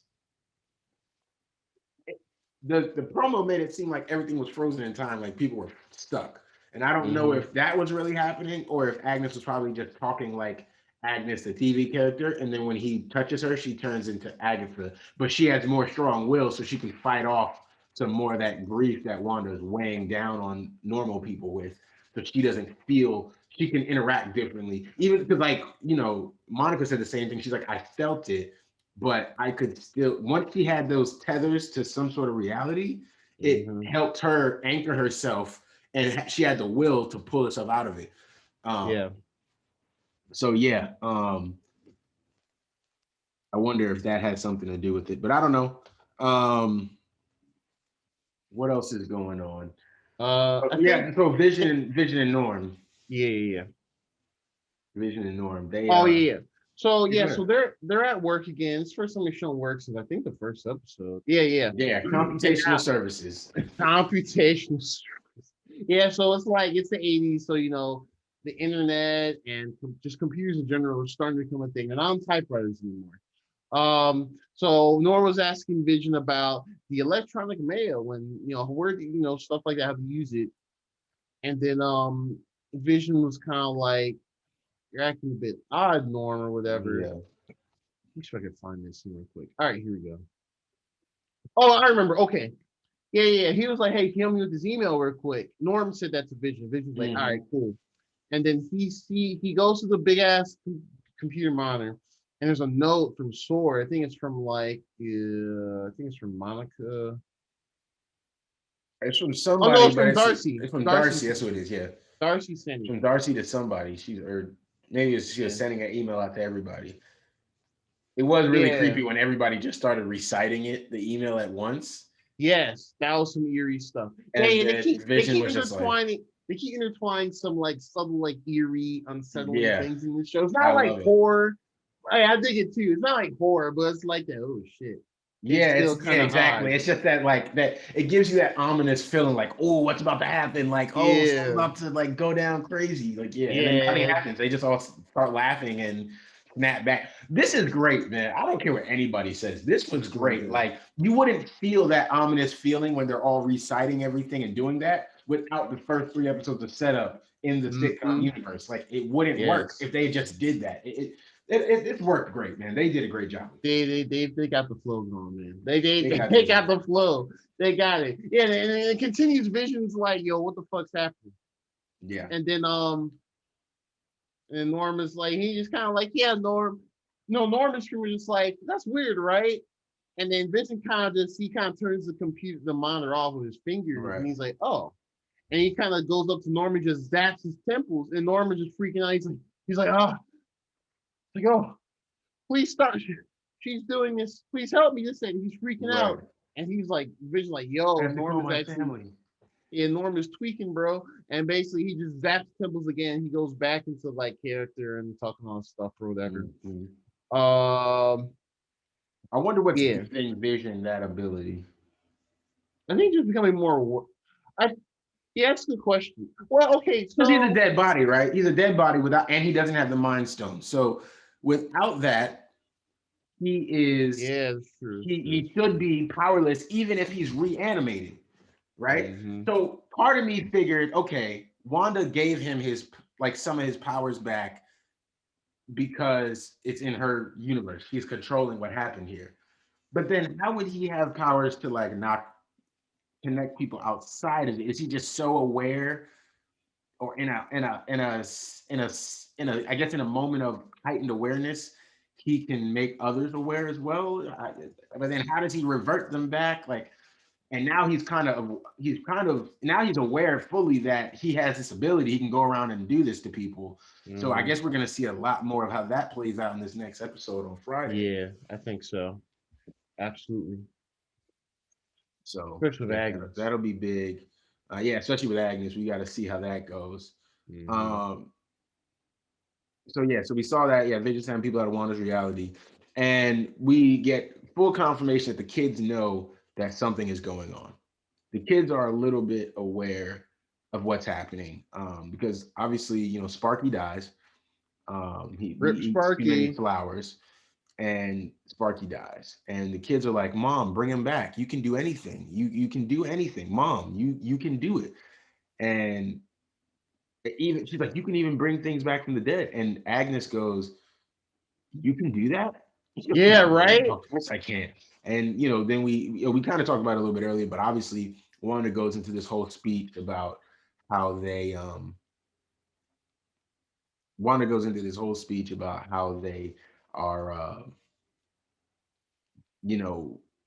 they have to accept death, and they can't just bring people back and warp reality to do what they want, which is exactly what she's doing. Yeah, which is super ironic. Which obviously, has to be that's clearly like a point of that scene, is her literally telling her kids they can't do what she is herself literally doing. And of course, right on the dot of telling them like, death is final and you have to accept it. Vision shows up. So it's like, but Mom, and obviously, and then Vision comes in and he accepts the fact that he tried to console the boys that the dog is dead, and that's just humorous, knowing that Vision is dead and he's just this corpse body that is comforting his children about their dead dog, and the kids aren't fully aware that their dad is dead yet.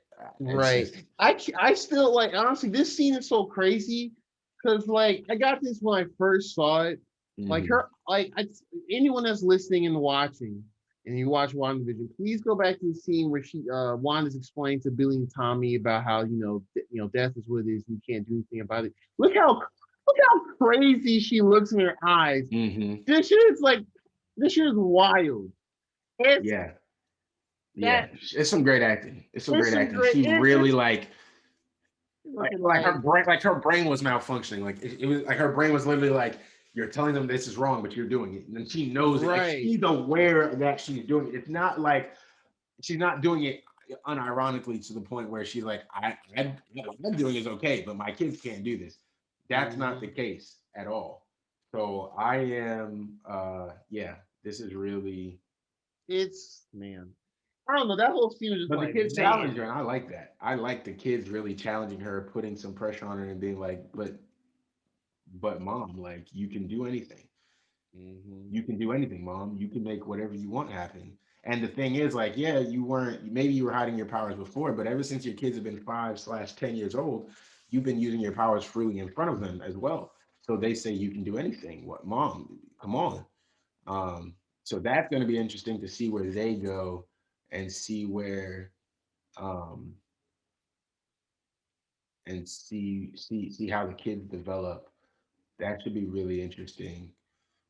Isn't the Runaways already a show? That's already a show, right?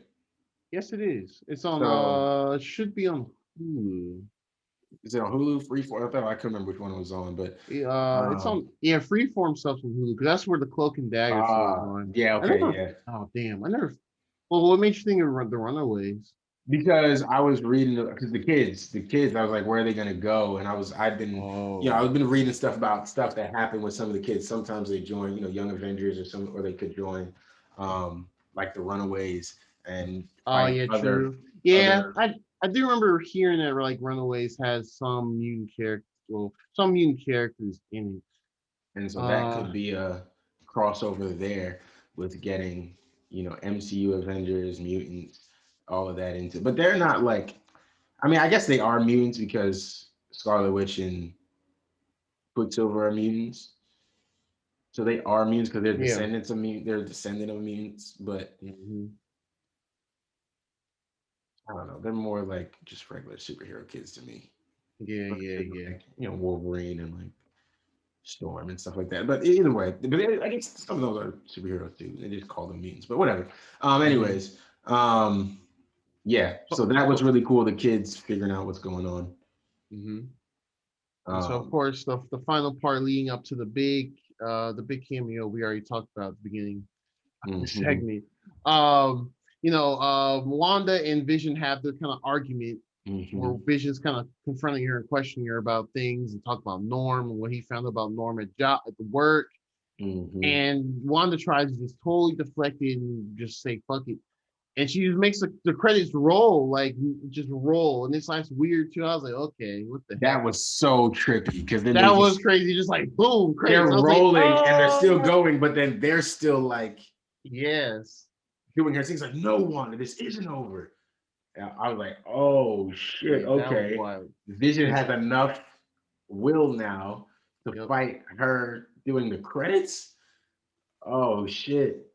And they're just might not be able to jump cut him this time, Wanda. No, she really hasn't been able to jump cut at all in this episode. Too many factors between the kid. Now the kids are there and they're questioning this stuff because they're children, so they're gonna question things just naturally. And Vision is getting more clarity, or at least figuring out weird stuff's happening. I need the next episode. Yeah, I need that next episode ASAP. Yeah, that was just creepy to me. And then I thought it was so crazy. Vision looks at her and says, "You think you can't control me like you control them?" And she's like, "Can't I?" And I was like, "Oh," I'm like, "Are you gonna tell him he's a dead body though?" Oh, you ain't that bold. You ain't gonna tell him that though. Tell him that. It's crazy. It's crazy too because Vision asked her like, "Why is there no other children in Westview?" And we had the town show, and they kept talking about for the children. Yeah, and it's like it's funny because the only other children we saw in Westview were the children, literally almost right before that, or was it before or right after that scene? They talk about no other children being in Westview, and then we get that Lagos commercial for the terrible. Oh yes, and there's 2 new kids in that. There are. Oh, let me go. Yo, that's a good call. You know what? The Lagos commercial is probably the most on the nose like ad they've had in these. That shit was hilarious though. The paper towel's not working. And it's funny because like right after I watched this, I had to pull up. I watched like the beginning of Civil War because I was like, oh man. Yeah. So I knew what it was. I just was like, let me watch this again. And I was like, oh yeah, that's what happened. Yeah, because it was pretty well. Man, yeah, it was pretty blatant. For those that don't know, I guess Lagos is a city in Nigeria. That was the very beginning of Captain America: Civil War. They're doing a mission there. Crossbones was there. They're trying to get some out of there, and Wanda was getting some of this noxious gas out. and she did that. But what also happened? Oh, I remember when Crossbones was trying to commit, dude trying to commit suicide and explode. He had explosives on him. Mhm. Wanda used her powers to contain him in the blast and rose him up in the air, and she let it go. But it was next to a building, and that had an effect that killed a bunch of people in the building. Mm-hmm. And that's what led to the whole Civil War thing, the Sokovia Accords, and all that. And that also goes to show that she apparently has guilt about that as well. Which she definitely has some guilt about that. Of course, yeah. She accidentally killed dozens of people. So I feel bad about that. Yeah, there's a lot of that. Because then, then we got Viola Davis telling Tony Stark about her kid being killed. Yes. Which was that? Was that Infinity War? No, that was the same movie. That was like the same movie? Oh, am I tripping? That was Civil War? That was Civil War. Oh, damn, I'm tripping. Yeah, she was like, my son was killed. Yeah. Yeah, that seems to show why Tony would want to go with the Sokovia Accords and saying, we need to be regulated. Cap's like, nah, fuck that shit. Fuck what they talking about, nigga. I'm gonna do what I gotta do to save the world. And he's like, right, right. Just funny, his name's Captain America. But but yeah, that was pretty on the nose. I don't think there was anything too vague about that. If you remember Civil War. If you don't, go watch it on Disney Plus. I know y'all got it. Some of y'all got it. You know someone that got it. Go watch first 20 minutes. You know. Facts. And that was also after the credits were rolling in, that fight scene, they calmed down. Wanda claims that she doesn't know how all of this got started. She claims that she doesn't know how it got this far. And so that kind of confirms that there's somebody or something else kind of playing behind the scenes. So I'm still wondering, because she claims she doesn't know how I got this far. I think I half believe her and half don't. I think she knows exactly how this started, right? I think she probably either went to Mephisto or Agnes, or she went to Agnes maybe looking for help, and then or Agatha went to her looking for help. And then they said, I know this person. Cause I'm guessing we're not going to get full versions of these characters like in certain ways. So they were probably like, I know this person who can help, grant wishes or can help bring your loved ones back or give you the life you always wanted or something like that. She goes to Mephisto. Mephisto helps her do this. And he's like, yeah, here's this and this. You can use this to increase your powers or use this to do this. And you can, have kids, have Vision back, and you can live in this world right here. You just create this dome and you'll be by yourself. I don't think they ever told Wanda that it would expand and start engulfing other people. And in her trying to just create her life, they can't just live in a house. That like her subconscious has to create something. Vision has to go to work. The kids have to go to school. The kids have to learn. The kids have to, what I'm saying? Like the kids still have to do this. And I can't remember who it was. I think it might have been Emergency Awesome, but I also might be giving them some credit for another video I saw. But somebody was saying about how the reason we're seeing these different time periods is because during that period where her and Vision were kind of hiding out and on the run or whatever, all they were doing was staying inside all day and watching old reruns of sitcoms. So her subconscious is creating their perfect life within this stuff, because that was really their only time together. That was really their only time together, was that time that they got to spend alone, be together, fall in love with each other, all this stuff. And probably, Vision probably want to do it too to understand more, just humans, American culture, stuff like that. So Vision trying to learn how to be a person, so he's like, oh, let me watch this. And so he's watching these sitcoms. He's learning how to be more of a person. She is, excited about her or whatever. He's gathering information. And that's why we see Vision acting along these lines, because that's all Vision knows of being a regular person. But he also has no memories of his regular life anymore, because obviously he died.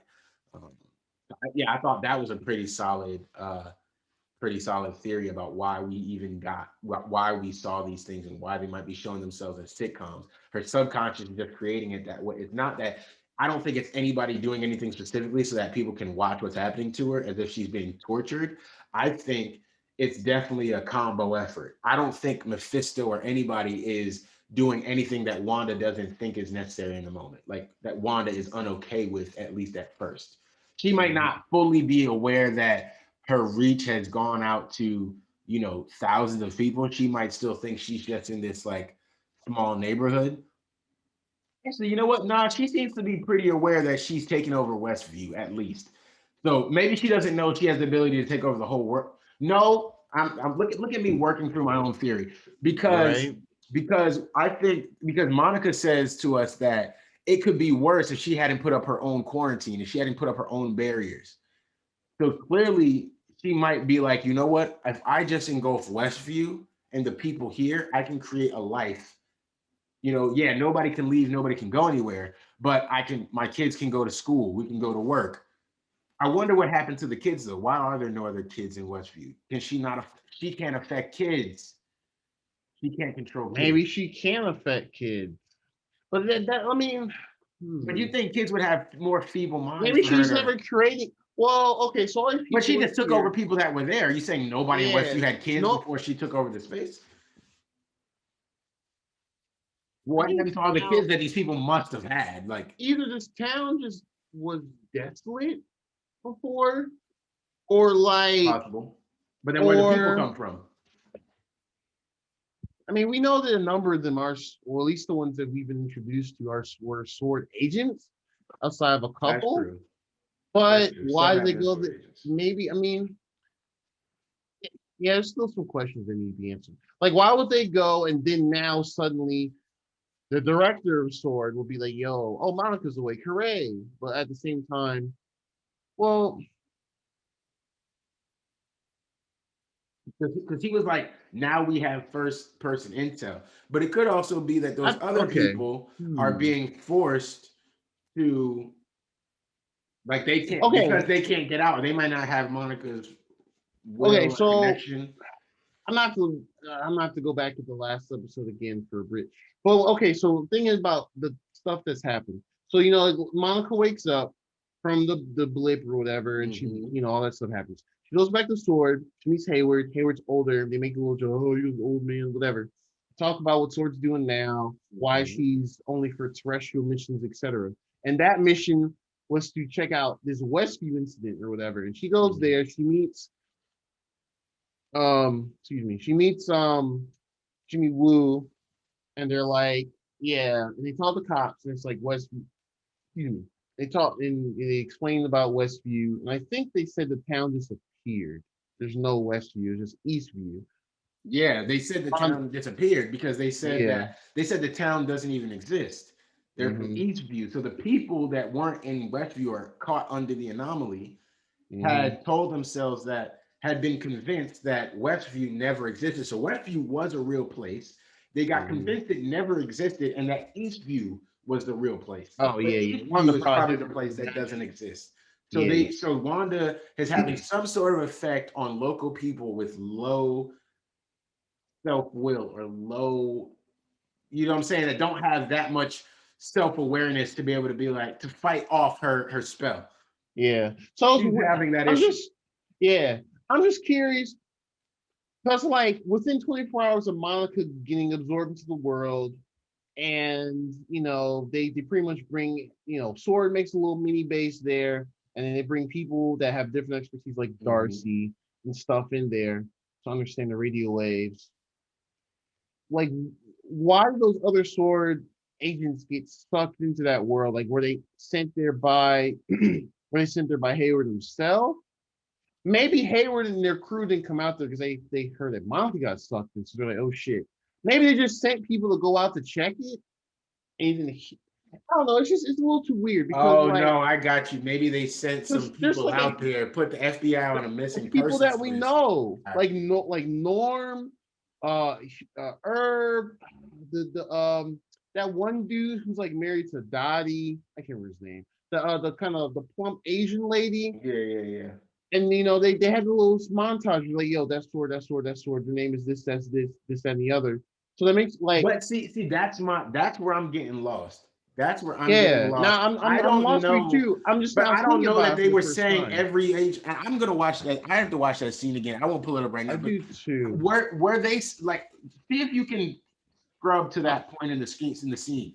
Yeah, I don't know that all of those pages were saying that they were all sword agents. Some of them might be sword agents, but I don't think they were saying they were all sword agents. I think they were saying some of them. They only show the characters we've met from the past few episodes. And the only ones that didn't confirm. Well, yeah, they showed us characters we met, but they didn't tell them. They didn't tell us that they were all sword agents, unless they've been confirmed to work for Sword in like another series or something.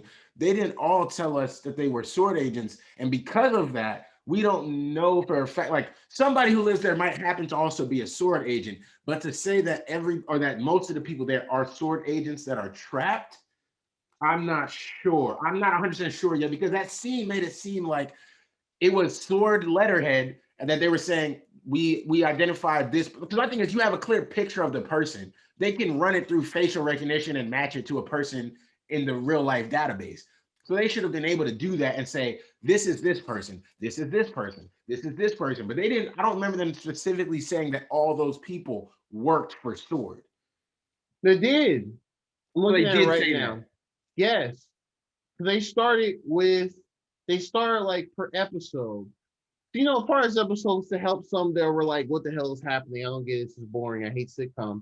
And they start with the characters in episode 1, like Mr. and Mrs. Hart. Like I'm looking, for listeners. Mr. and Mrs. Hart played by, then they say their names, but do they say that they're, they had like pamphlets. They had like, yeah, but they could have Sword on them.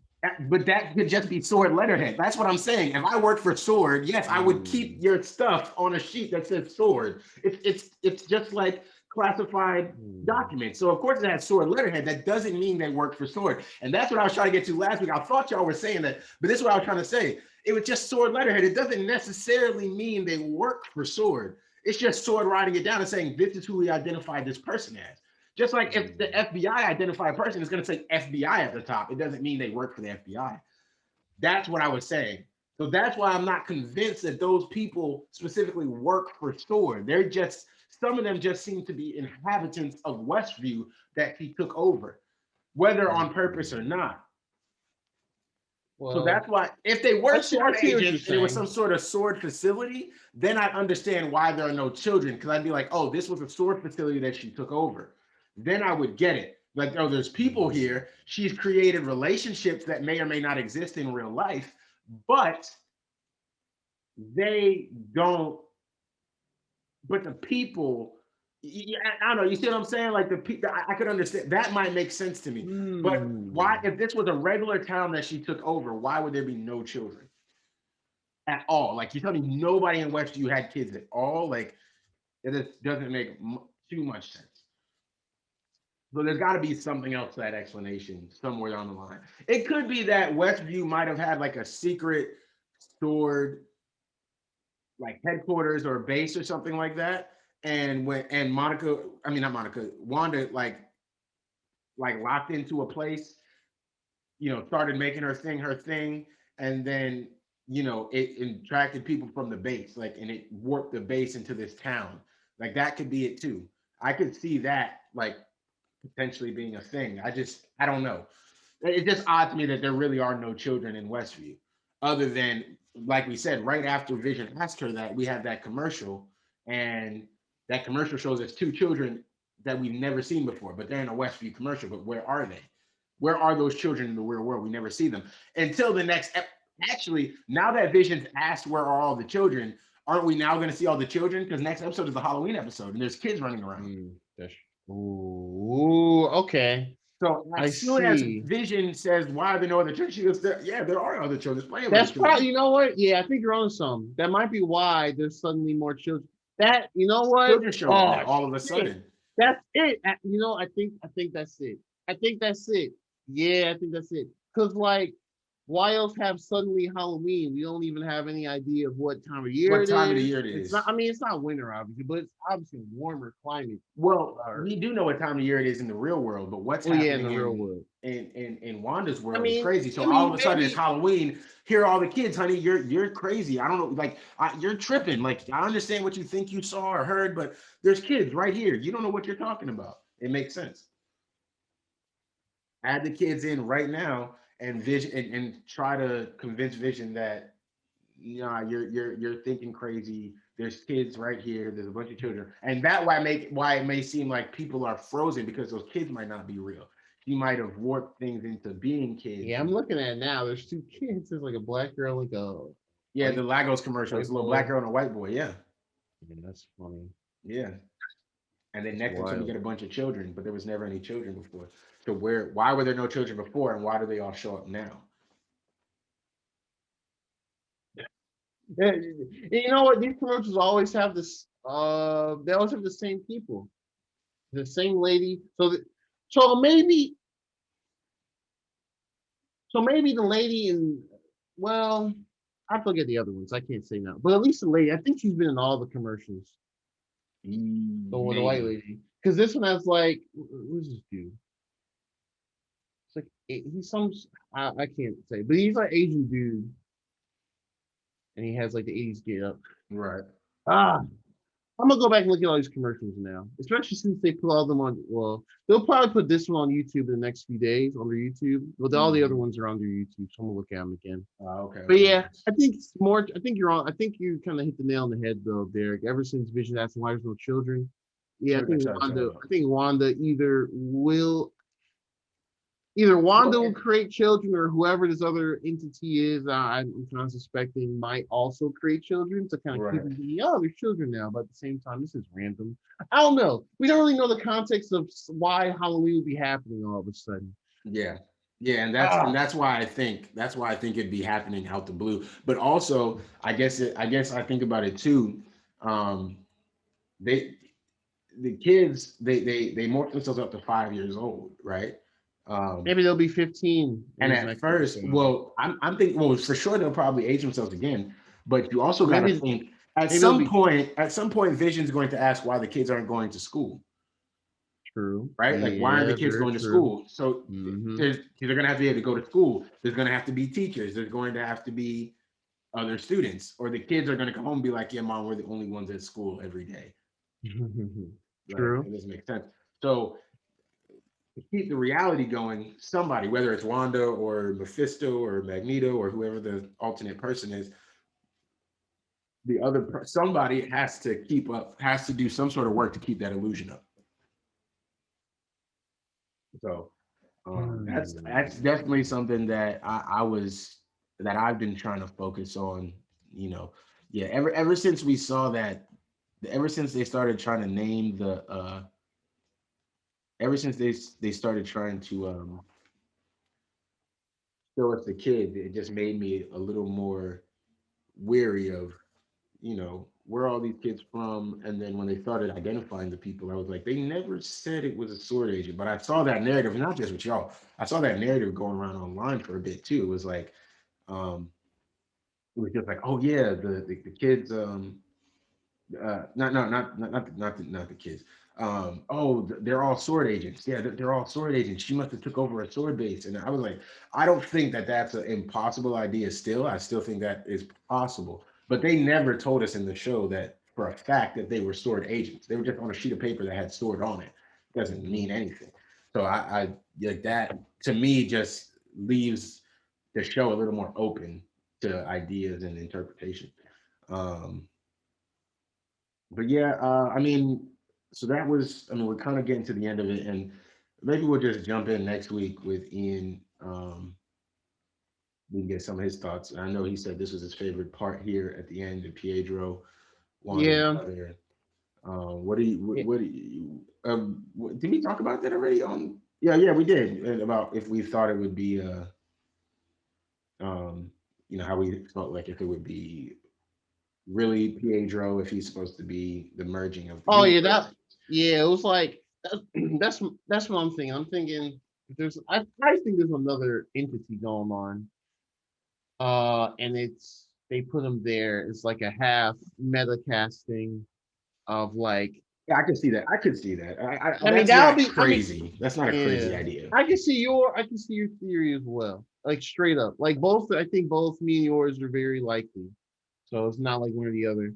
Honestly, I'll probably like yours more than mine, because then I liked his take. I hate the other dude saying Quicksilver, but we got so little of him. He died in the same movie he was introduced, really. And that's what I mean. Like we just didn't get enough of that Quicksilver. So this man is about speed. He got turned to Swiss cheese in like the last 20 minutes. I think that's facts. Yeah, how he got shot is just wild to me. Yeah. And I'm like, isn't he super fast? Couldn't he just like dodge all those? Well, but you know what? He ran to the bullets. I think he ran to it to protect somebody. Is that what it was? I think so. The power of Disney, Wanda or something like that, or somebody. The power of Disney Plus. I can actually like look this up real quickly. Yeah, you're right. He did die some other way. I don't fully remember how he died. I remember he got shot. I don't remember why he got shot though. That just was tripping me out. But yeah, man, Pietro. That's all I really got on the episode, man. Obviously, we talked about the scene with from next episode where we're gonna see Agnes and Vision have their little come to truth moment. You're dead. I wonder if that's gonna happen next episode. So I know I think I say it every episode we talk about Wandavision, but I know they're gonna go into the 2000s. Oh, ain't say y'all still recording. Yeah. Yeah. You put that in WhatsApp. But train of thought. Oh yeah, I know the show, the sitcom thing is gonna go on to like the 2000s or 2010s, or I think it might be the 2000s. So I'm curious how they'll keep this going for so long, really. I mean, yeah. How long are we going to stay in this pocket dimension? How long are we going to, live in this world with them? When are we going to see the kids, get a little older? Are we going to see them get their powers? Are their powers really going to manifest? I think their powers will manifest. Who knows? Well, no, I'm straight up guessing. I have no clue. I will hope they do. Yeah, I want to see everybody's powers manifest. I want them to go full blown on this. Like, we already know they're going like with the like some of the multiverse stuff. Or see how crazy they're going with like Spider-Man 3. Like, I want Monica to get her powers. I want the kids to get powers. Yeah, I want them to be able to come out like everybody get powers and turn up, bro. Like, that's what I want to see. That would be dope for sure. Man, you know what? Now Quicksilver is here. Hope it doesn't go. Now I really want your theory to be right, because I don't want him to go super quick. Because my theory, I'm thinking if he is part of the simulation or whatever, whenever this shit ends, he'll end too, and that'll suck. Unless he's able to come out of the thing and he's like real or something. You mean Vision or the kids? No, Quicksilver. Oh, Quicksilver. So that, I think he will come out. I think that's why I think it's the perfect way to do the Fox pullover thing. Because if Quicksilver might just be the one that came to her because it's her brother, but the other X-Men could have been pulled in too through her anomaly. That would be insane. We don't know how much that would be so crazy. I mean, okay. So of all the X-Men that they, at least towards the end, like X-Men Dark Phoenix, that movie is trash, but you can watch it on streaming services. Like of all of them, I will not be mad at James well, I don't know how they'll do James McAvoy's Professor X. But like if Michael Fassbender's Magneto is in this unit, I still think they got some steam, like as far as like Magneto and Professor X. I think for sure they can still do this. There could be something really cool. If he just pops in, and Mike Fassbender has like the red chair too. So man, that's something. That would be something, man. And I guess technically we know that all the X-Men exist in the MCU technically already, because they told us Deadpool is MCU canon, and I'm very curious how they do that. And the X-Men have been there. Yeah, you're right. Yeah, because we got to see cutscenes where he went in and he saw a beast. He saw. Yeah, he went to the. Who did he see in that room? He went to the mansion. He saw a beast, Wolverine, and then Professor X. He saw Professor X. He saw everybody. Did he see Cyclops? I can't remember if he saw Cyclops or not. No. No, yes. He saw everyone that happened. Everyone from Apocalypse. Well. Yeah, I don't remember everybody he saw. All I remember is Professor X. All I remember is Professor X and Beast. Those are two I remember. I remember Beast like clear as day when he opened the door. That blue fur was like right there, and I was like, "Oh, my guy, what the hell?" I thought that was crazy. But okay, I looked at the Age of Ultron scene real quick before we end off. Hawkeye was trying to save some of the kids in that little Sokovia town that was lifted up. That's what he gets one kid, and he like kind of turns like because the helicopter bullets is gonna come up from Ultron. Quicksilver runs, turns into Swiss cheese, he dies. So I'll give that better credit. I misremembered that. So he didn't just get lit up because I didn't go fast enough. He tried to protect, or not tried. He did protect. I just feel like he could have been able to go fast enough to whatever, but fine. No, you're absolutely right, for sure. But at the same time, Fox Quicksilver was like that whole scene. Fox Quicksilver felt like a Kick-Ass deleted scene. Like that's how he felt. He felt like he should have been in Kick-Ass, or like he could have been in Scott Pilgrim vs. the World. He felt like he could have fit in either of those movies perfectly fine as his character, and he was just like zipping around, listening to his headphones. I mean, he was pretty. Yeah, like come on, man. That's why when they showed him come appear at the end of this latest episode, I was like, okay. I mean, I'm not saying super hardcore series, but he wasn't like, yeah, I don't know. Just his portrayal was a bit different. It was a bit off. Right. That's why that's where I come off on that. But we'll see next week, I guess. Yeah, hopefully we'll see. Yeah, so that was WandaVision episode 5. We got 4 more to go, 6, 7, 8, 9. Yeah, we got 4 more. That's all I got, really. It was a dope episode. I like every episode more than the last. I don't know. I just maybe I can think of it more when the series is over, and I can think of which episode is actually my favorite. But I've been liking each episode more than the last as we go on because they keep adding things, we keep getting new stuff happen, things are unraveling. So that's kind of where I'm at. Episode 5 is my favorite so far. Yeah, it's definitely my favorite so far.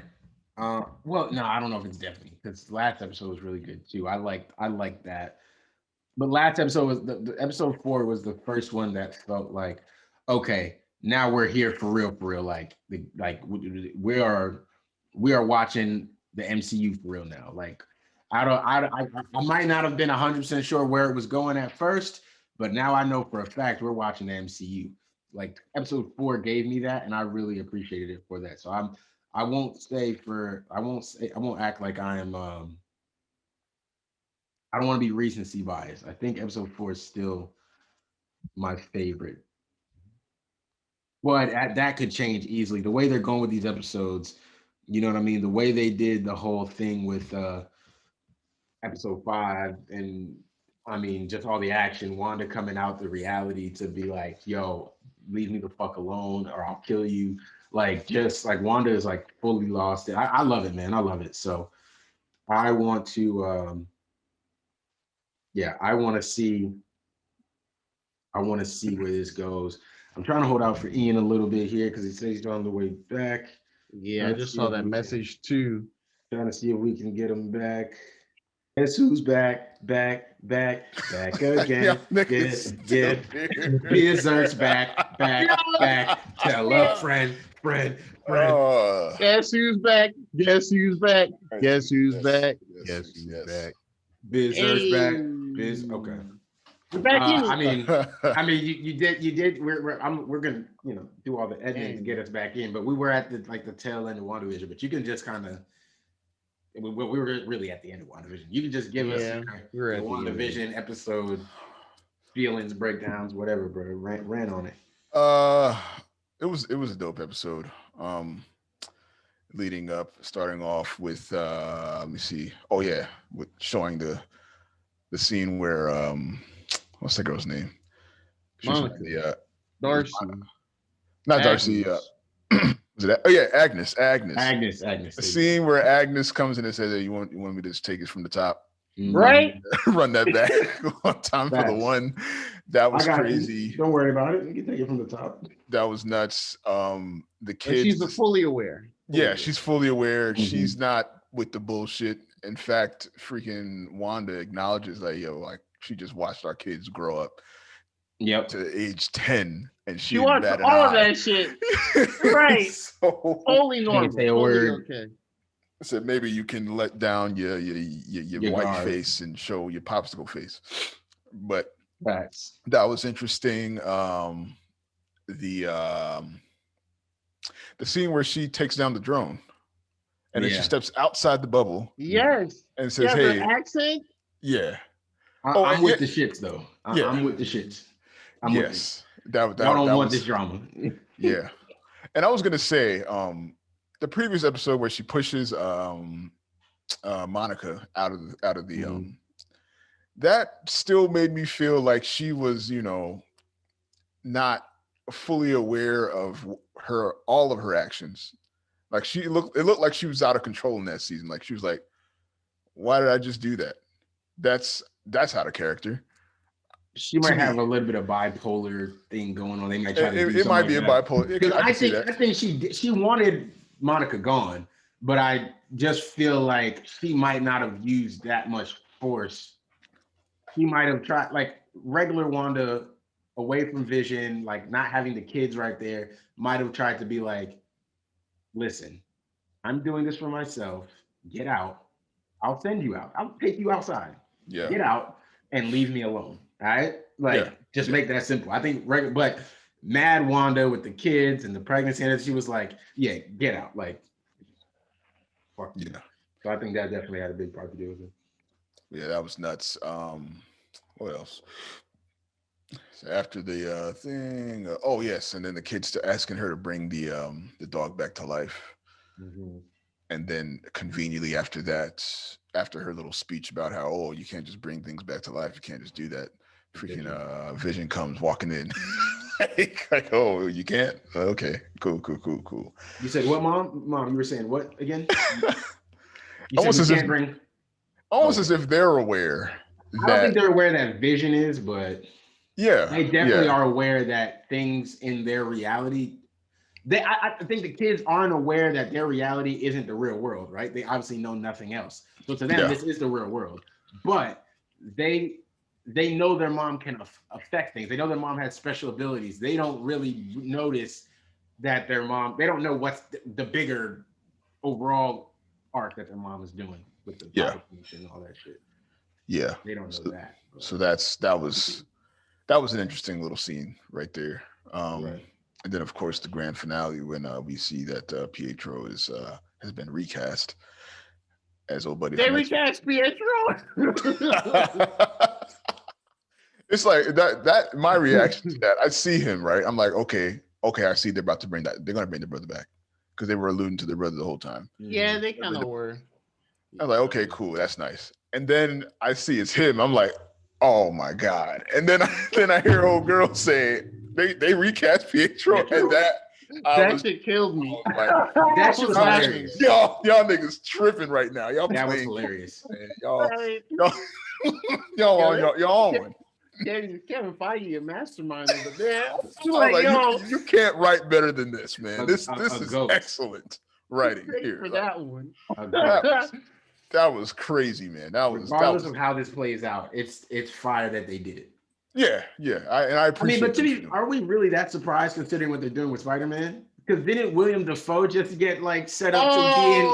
We didn't even talk about that, but William Dafoe just got like confirmed to be in Spider-Man 3. They bring back OG Green Goblin, like, all right, bro. Well, then we out, bro. Yeah, I believe they'll do anything now. Listen, I fully believe we'll see Hugh Jackman in the MCU before this is over. He might be playing Logan, like old Logan. He might be playing something. We're gonna see Hugh Jackman. We're gonna see Hugh Jackman come back as put that down. Alternate universe. Damn Hugh it. Jackman Yeah, I could see that. I could definitely. That's got see the that. 2 ugly You know nerds what? stamp on it. When he did the Logan movie, when he said he was done with the character, he said the only time he'll come back, I think he said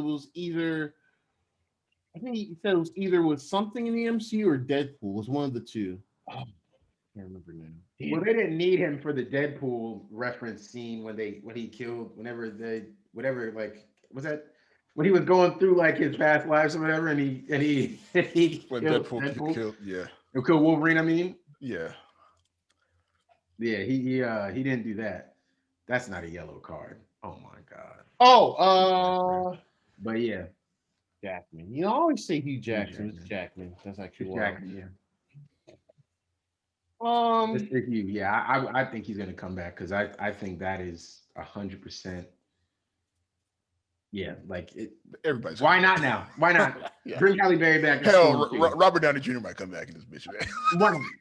I we got an article. Robert Downey Jr.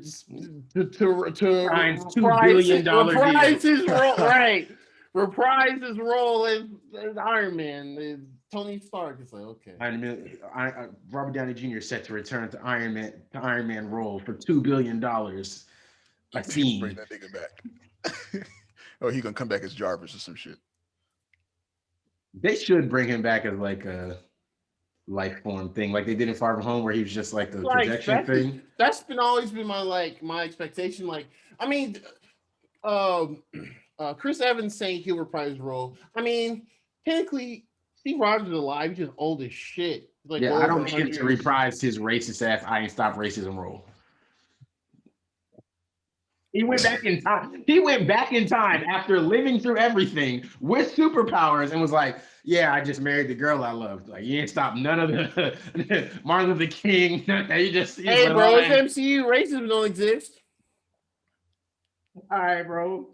It does exist though, because we see in the Black Panther, we saw the whole slave trade in the Black Panther opening. He ain't stopped shit. The Captain America went back and was like, "Yeah, but I love that girl." They're like, "Yo, Black Panther actually made a lot of money. Never mind, we'll ignore it this time." However, but no, man, he definitely did do that shit for selfish reasons.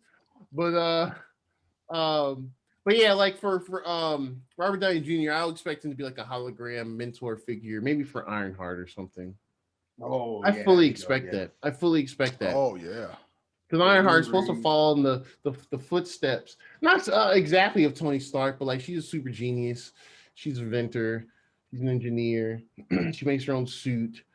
Maybe, I don't know. We'll see. I can't wait till she gets brought into MCU. I can't wait as well. Bro, could you imagine an MCU with her and Monica just running around? Yeah, man. No. One thing I forgot to mention. Oh, I'm so glad I'm so glad I mentioned this in the jog of memory, and I'm glad you're here tuning. So, okay, so there's one part early on in the episode 5, WandaVision, where Monica was doing like the calculation and stuff of how to get through there, and then she said, "Hold on, I think it might be time. I know an aerospace engineer that could design something for it." And she hits up her phone. And then that was it. Like, it lets you text somebody. And I was like, whoa. Who do we think that is? The number one aerospace engineer in Marvel is Reed Richards, Miss Fantastic. Oh, yeah. Sorry. Yeah, I forgot. That's the Fantastic Four call out. Yeah. But there's also another character that I think they might introduce later on. He's not as well known. He's definitely in that tier of what you guys will call obscure ass Marvel shit no one knows about. There's a character named Adam Brashear. He's a black another black character in Marvel, but he's an engineer as well, aerospace engineer. He becomes Blue Marvel. Blue Marvel. Yes. Oh yeah. That's not super obscure. I always thought he was a Green Lantern. Yeah, I mean, you'd be surprised. I'm not gonna lie to you, but I thought that nigga was a Green Lantern. I was like, "Oh, who's this nigga?" And then it's like, "Oh, no, it's Blue Marvel from." Yeah. I mean, everyone, comics back then, they love naming themselves after the shit that they write about. Yeah. All Captain Marvel, Blue Marvel, Mr. Marvel, Miss Marvel, goddamn, Marvel, goddamn. So, but yeah, so it could be that. Shit. I thought that was a crazy tease. It was a crazy tease. Because I was like, yo, they actually You think they're going to use this show to introduce the Fantastic Four, though? Oh, for sure. I don't think they'll do it in this show. I don't think they explicitly say, "Hi, my name is Reed Richards." I don't think they're gonna do that. Maybe they're planting seeds though. I feel like they're planting seeds. We already know that they've been working on I think they're just working on scripts and stuff at this point. Is it official who's casted as Mr. Fantastic? No, there's no casting. I'm seeing a lot of John Helpert, not Jim Helpert, John. Nobody from yes, him. That's a fan cast. Who's on The Office? Jim Helpert. Yeah, Jim. They're saying that's a really that's probably got you. Okay, that's probably the most popular fan casting of all time. Happens, it's like him as Mr. Fantastic and Emily Blunt, who is his in real life wife. Also actress to be Invisible Woman. Yeah, so there's a lot of ruin their marriage. Well, hey, my name's not Hitch. I ain't no relationship with I said my name's not Hitch. But no, there's a lot of fan casting shown there. You can go Google it, and there's all this art. Yeah. But anyway, I think they're planting seeds. That's why I was like, oh shit, they're going crazy. They're going nuts on this show. They went nuts on this episode. They're going stupid. I was like, I heard that. I was like, they need to stop. I think they're likely to. I think they're likely to show Reed Richards' name or something like she might show a text like, oh, he just texted me back. They'll pan the phone and it'll say Richards or like work for Swords or something. Because Swords like the new big ass Marvel organization that deals with science and stuff. Yeah, because how are they going to get their? Because there's no way for them to get their powers the OG way right now, at least, right? There's no way. So they might get them through. They can't retroactively do it. Because if they retroactively do it, they'd be like, where were you guys during Infinity War? Where were you guys during Endgame? Yeah, they can't have had powers this whole time. So they have to get powers now. Which is, but that's the same argument. We suck. We suck at football. We suck at soccer. We fucking suck who's playing? Soccer. God damn, we suck. I'm turning this shit off, bro. I am turning this shit off. A soccer game. I am so fucking pissed. See, Derek gave us the benefit of not know. Was Liverpool even playing? Yeah, we're playing. Well, we fucking suck, bro. I'm turning that shit off. He gave us the benefit of not even telling us who was playing. Now we know. Well, what's this? Someone's gonna text me. But anyway, I'm sorry. I just remembered it, and I'm glad you pointed that out. I need to write these notes down for the next few episodes. I've been taking notes for episodes, but I forgot to write that one down. I think I'm gonna write them down now. I'm gonna start writing notes down because I've been taking notes. I've been going off memory, and today I was kind of skimming through parts of the episode, muted just to joggle memory. Yeah, I'm gonna write down stuff. But that's what I do, bro. I write down. What I do is I do one watch, obviously, where it's just like a fun watch, just watching. Then I watch it again. I'm gonna have to do that. Write some stuff down, or just stuff I had questions about. I don't be knowing everything. Yeah, I just feel like okay. I was too busy binging. Agents of S.H.I.E.L.D. this week. That show was actually better than I thought it would be. That show is interesting. I'll talk about more when we're done with the pod. It explains a lot what Marvel was trying to do several years ago. As far as MCU, in a sense. Well, kind of. But yeah. But yeah. That's why I haven't that's why I didn't. I'll do it starting for this next episode right now. Yeah, definitely. Yeah. No, it's something I just started doing for the last podcast. I had it all written down. It's not something I've been doing the whole time. Because I realized I was doing that too, like kind of going from memory. But it really wasn't that bad because it wasn't like so many moments. Like the moments kind of stuck out because the episodes were the sitcom reruns, but now that there's so much happening in real world, in the pocket universe, Vision, know what the fuck going on, the kids is wild, and like it's so much happening. It's like, hold on. Watch these kids grow up 10 years in one episode, like Jesus Christ. Are they gonna be like barely able to buy alcohol when the show's all said and done? Wanda gonna be like, y'all can't drink until you're 21. Yeah. It's funny how she mentioned that too. You can't just grow up when it's convenient for you when you want to get out of a syndicate. No, Mom. Yes, we can. So, Ian, real quick, I asked you the same question I asked Jarrah. Do you think that because the kids, we haven't explicitly seen them show any powers, right? We haven't really seen it. But obviously, we see the kids turn from infants to 5-year-olds and then from 5-year-olds to 10-year-olds when it was convenient for them. Do you think that that is Wiccan or Billy in this case right now, because he doesn't have his name yet? Do you think that is Billy manifesting some of his powers within this reality to change him and his brother? Or do you think it's somebody else maybe editing things around? Or what do you think is happening there? How do you think they're changing? Why do you think the kids are changing? I think obviously Wanda has no control. I think it's the kids because whenever they do decide to change, they look at each other and they do the little head nod, like, let's do it. And then, then they grow. So that's what's making me think it's just Billy. Because I've seen some theories go around that they think the kids can both individually age themselves together. I don't even know what their powers are. Honestly. Well, Billy gets Wanda's power. Well, so in the in Marvel, well, I should be going to talk about this, but Billy gets Wanda's powers, the reality bending, witch power type stuff, and Tommy gets Quicksilver's powers. He gets super speed. So we'll have two speedsters in Marvel. Okay, to be a quickster. So, but obviously we haven't seen Tommy do any running or anything like that. He hasn't been super quick. They haven't gone super running off anywhere, and we haven't seen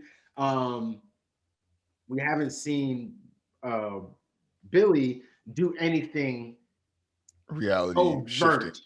Overt reality shift. I mean, they've aged, but that's it. He hasn't affected the universe around him yet with his powers. So I'm wondering if. Well, I did kind of say it earlier, so I won't deep dive as much. But my theory was that it's more of an act of will, right? So like Wanda really wants them to stop crying, but she can't really make them stop crying directly with her power. Yeah. So her will, because her will is clearly because they went through great lengths to let us know that people are feeling what she feels in here, and that people can people are affected by how she's feeling, by what's happening to her. So I'm wondering if just her will of wanting them to stop crying came up with the shorter solution, which was just age them up to 5 years old. But what that did was it kind of pushed them into this space where they can kind of use their powers a little bit better themselves. So the next time they wanted to age, the kids were able to use their own will to age to be 10 years old and have the dog. Because remember, she says y'all can't have the dog until you're 10, and they just look at each other and go, all right, well, 10 years old it is. And I'm just wondering if I don't think Billy has full control of his powers, or else he might be, really flicking stuff around and doing whatever he wanted. I just think he might have his powers can manifest if the will for it is strong enough. And I think in that case, they really wanted the dog, so his will was let's make us 10 years old. So you're saying the first time they aged, it wasn't them, it was the mom that did that. I think it was a combination of it, and that's gonna sound kind of corny and cheesy, but it's comic books, right? I think it's just a combination of the mom of Wanda being so stressed out with the kids and talking about how they haven't had sleep and all this kind of stuff, which is Ian just looking into like the future right there, right? Like Ian's just like, all right.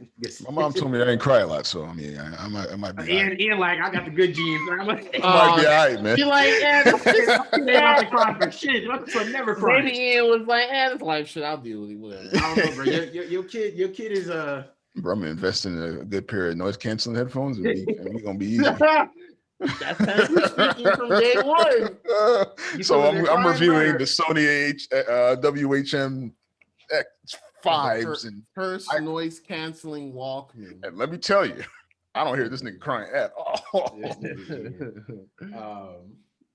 But facts, I'm just wondering if that first issue was the kids just having kind of like power, like just kind of I can't think of a good example in another show where this happened, but basically, or I guess kind of like Jack almost, where the power is just kind of emitting, but he doesn't really have any control. So Wanda's will kind of formed what the power did, and it aged them. Then the next time, Wanda's will no longer can affect what these kids do for whatever reason. I have no idea why that's necessarily happening. But Wanda's, we did kind of talk about it earlier. Ian got to listen to this in editing, I guess. So you'll hear us talk about some of the Mephisto stuff that we were talking about in some of my theories with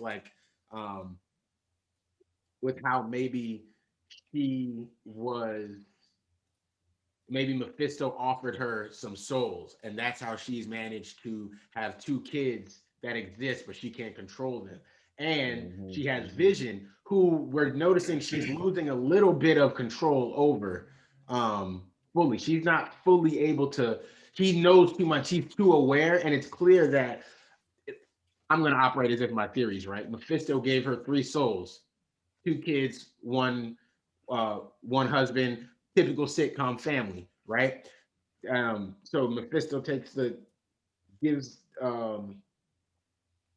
Vision a soul, allows Vision to have a soul, but the negative side of that is that what if he becomes too aware of his surroundings, she loses control over him. And he will start to act a little more independently. Whether he'll exist outside of this reality or not, we don't know. We have to see how that goes with the kids and Vision. But he is clearly acting a little more independently. He can do things away from her control, even when she's not around, as we saw like with Norm and stuff like that. So I wonder if,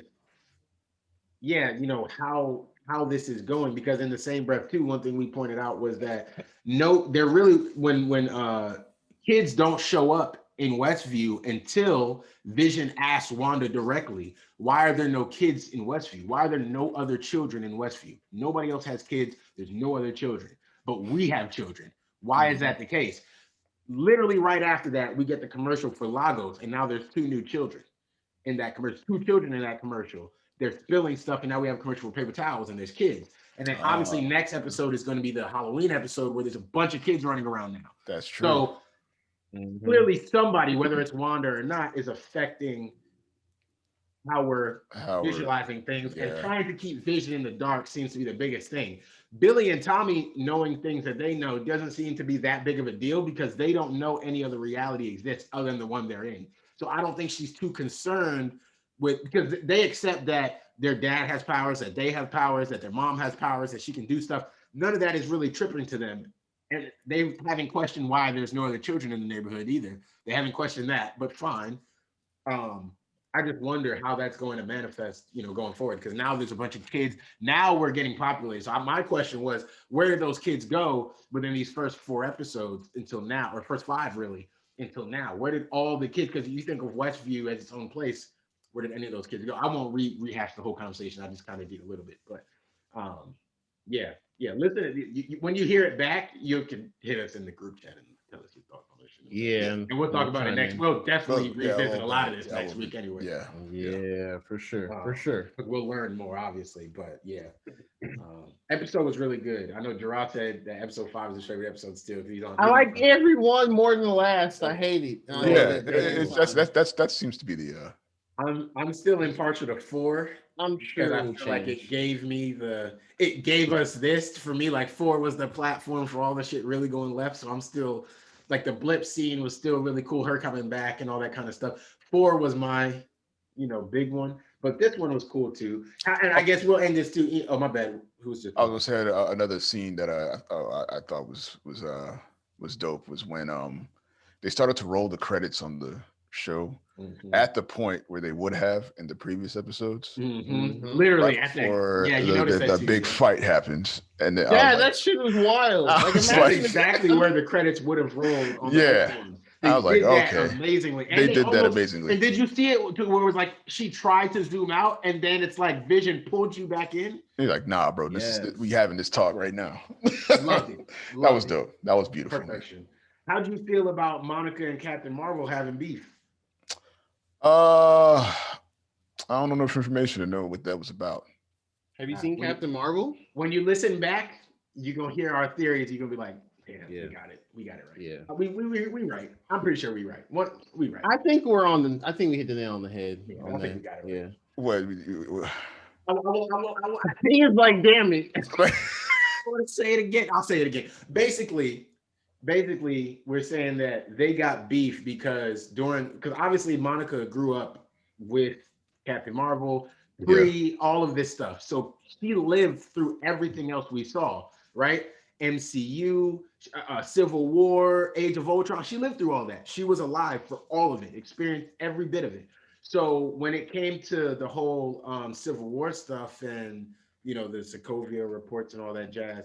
I think that there might have been some beef with stuff already going on with her mom already having health issues and stuff, and Captain Marvel just being off and about and not fighting here.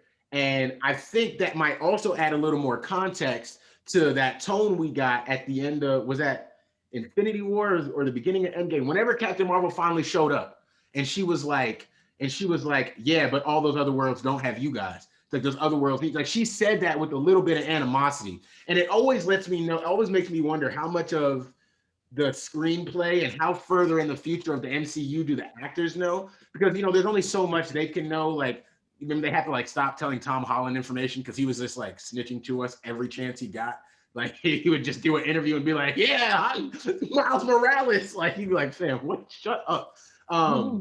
So I just wonder how much they know, because if, say, when they're shooting that scene, she knows I've got beef with my best friend's daughter, she feel away. I might have beef with my best friend, like, you know what I'm saying, who feel like, hey, you could be here solving all Earth's problems. And she's like, yeah, I could be, but also my job ain't just to save the Earth. I'm supposed to save the universe. I'm supposed to save everybody. It's not just y'all. Yeah. And everybody don't got a sword and a Thor and a Tony Stark nigga. So I got to go help people. And it's I think they might have some tension from that. I could see that too, especially when they started talking about the fact that Captain Marvel could have handled power levels Thanos by herself. Yeah, they're like Scarlet Witch could have handled Thanos by herself, right? Like, so could Captain Marvel could have too. And then she's like, but we're not talking about that right now. But we're not talking about it. And then you got to think, like, she just got blipped back, and because Captain Marvel didn't come in time, she could have avoided the whole blip. You could have avoided the whole thing, and you got to think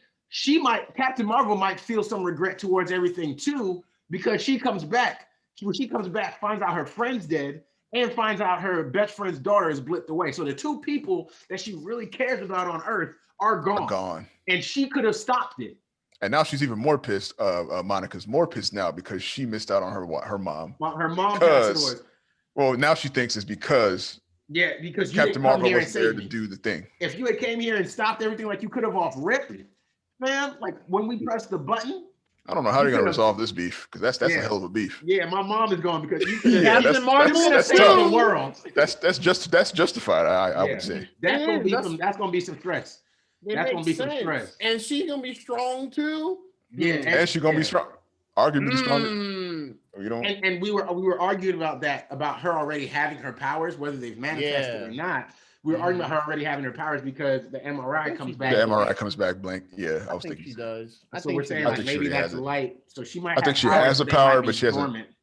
Or maybe she's not telling anybody that she got the powers. So that was my other theory. Part of their beef is that she might have gotten powers from a space mission before. Maybe she was with Captain Marvel or whatever, and part of their beef may have been that she got powers like from that, but her mom, like due to the whole Civil War stuff. Her mom might have been very against her using them heroes and her using these powers because of all this. So she's like, no, you need to be regular. You need to work within the law. You need to be an agent for here. Like, you're going to do things the right way, causing her to have this blip, and Captain Marvel being like, you're being weak. I hear what your mom is saying, but you have the power to save people across the universe. You need to be out here doing that. And so she's been holding her powers dormant out of respect to her mom. I think that is definitely a side of it. Did I drop out? Yeah, you're frozen. Your picture's frozen. Wow, that's crazy. Ian dropped out this time. Did I? You're not back yet, but I can hear you. Am I back? There you go. Yeah, it's back. Okay, we did that once already. I haven't heard anything with them going out. Maybe it's just me. I don't know. Ian cut out for a second, and then his picture froze on mine, and then he came back. Oh. I don't know if you're just. Wait. Ian, are you frozen again? Or you? Do you freeze again? Wait. Yeah, no, he's gone. I think he's gone. Oh wait, no, wait, back again. This man mastered the art of internet. Goddamn, he mastered the art of stillness. I was like, he looked that way for a minute. Nah, he did get freeze for a second. He did freeze for a second. Okay, cool. He did. Just to make sure. You're back now, though. You're back and moving, and we can see you. Like, so the way I know if Ian's frozen or not is, funny enough, is your gap, because that's how I know if I'm frozen or not. It's your gap, because if you're talking, a lot of times, like, you just breathe in or you lick your lips, like you just normal mouth motions. You can I'll see like your mouth move, and that'll let me know if you're frozen or not. But when you don't do that, I'm like, oh yeah, no, okay. That nigga is definitely frozen now because that got in the perfect position for a minute. Like this is square on. Like how are you doing that? That's yeah, no. So I figured. But yeah, man, no, they did a really good job. Show is crazy. Yeah. I'm not even doing time. I'm on the timestamp I'm doing is WandaVision. They can hear the rest of our shit before this.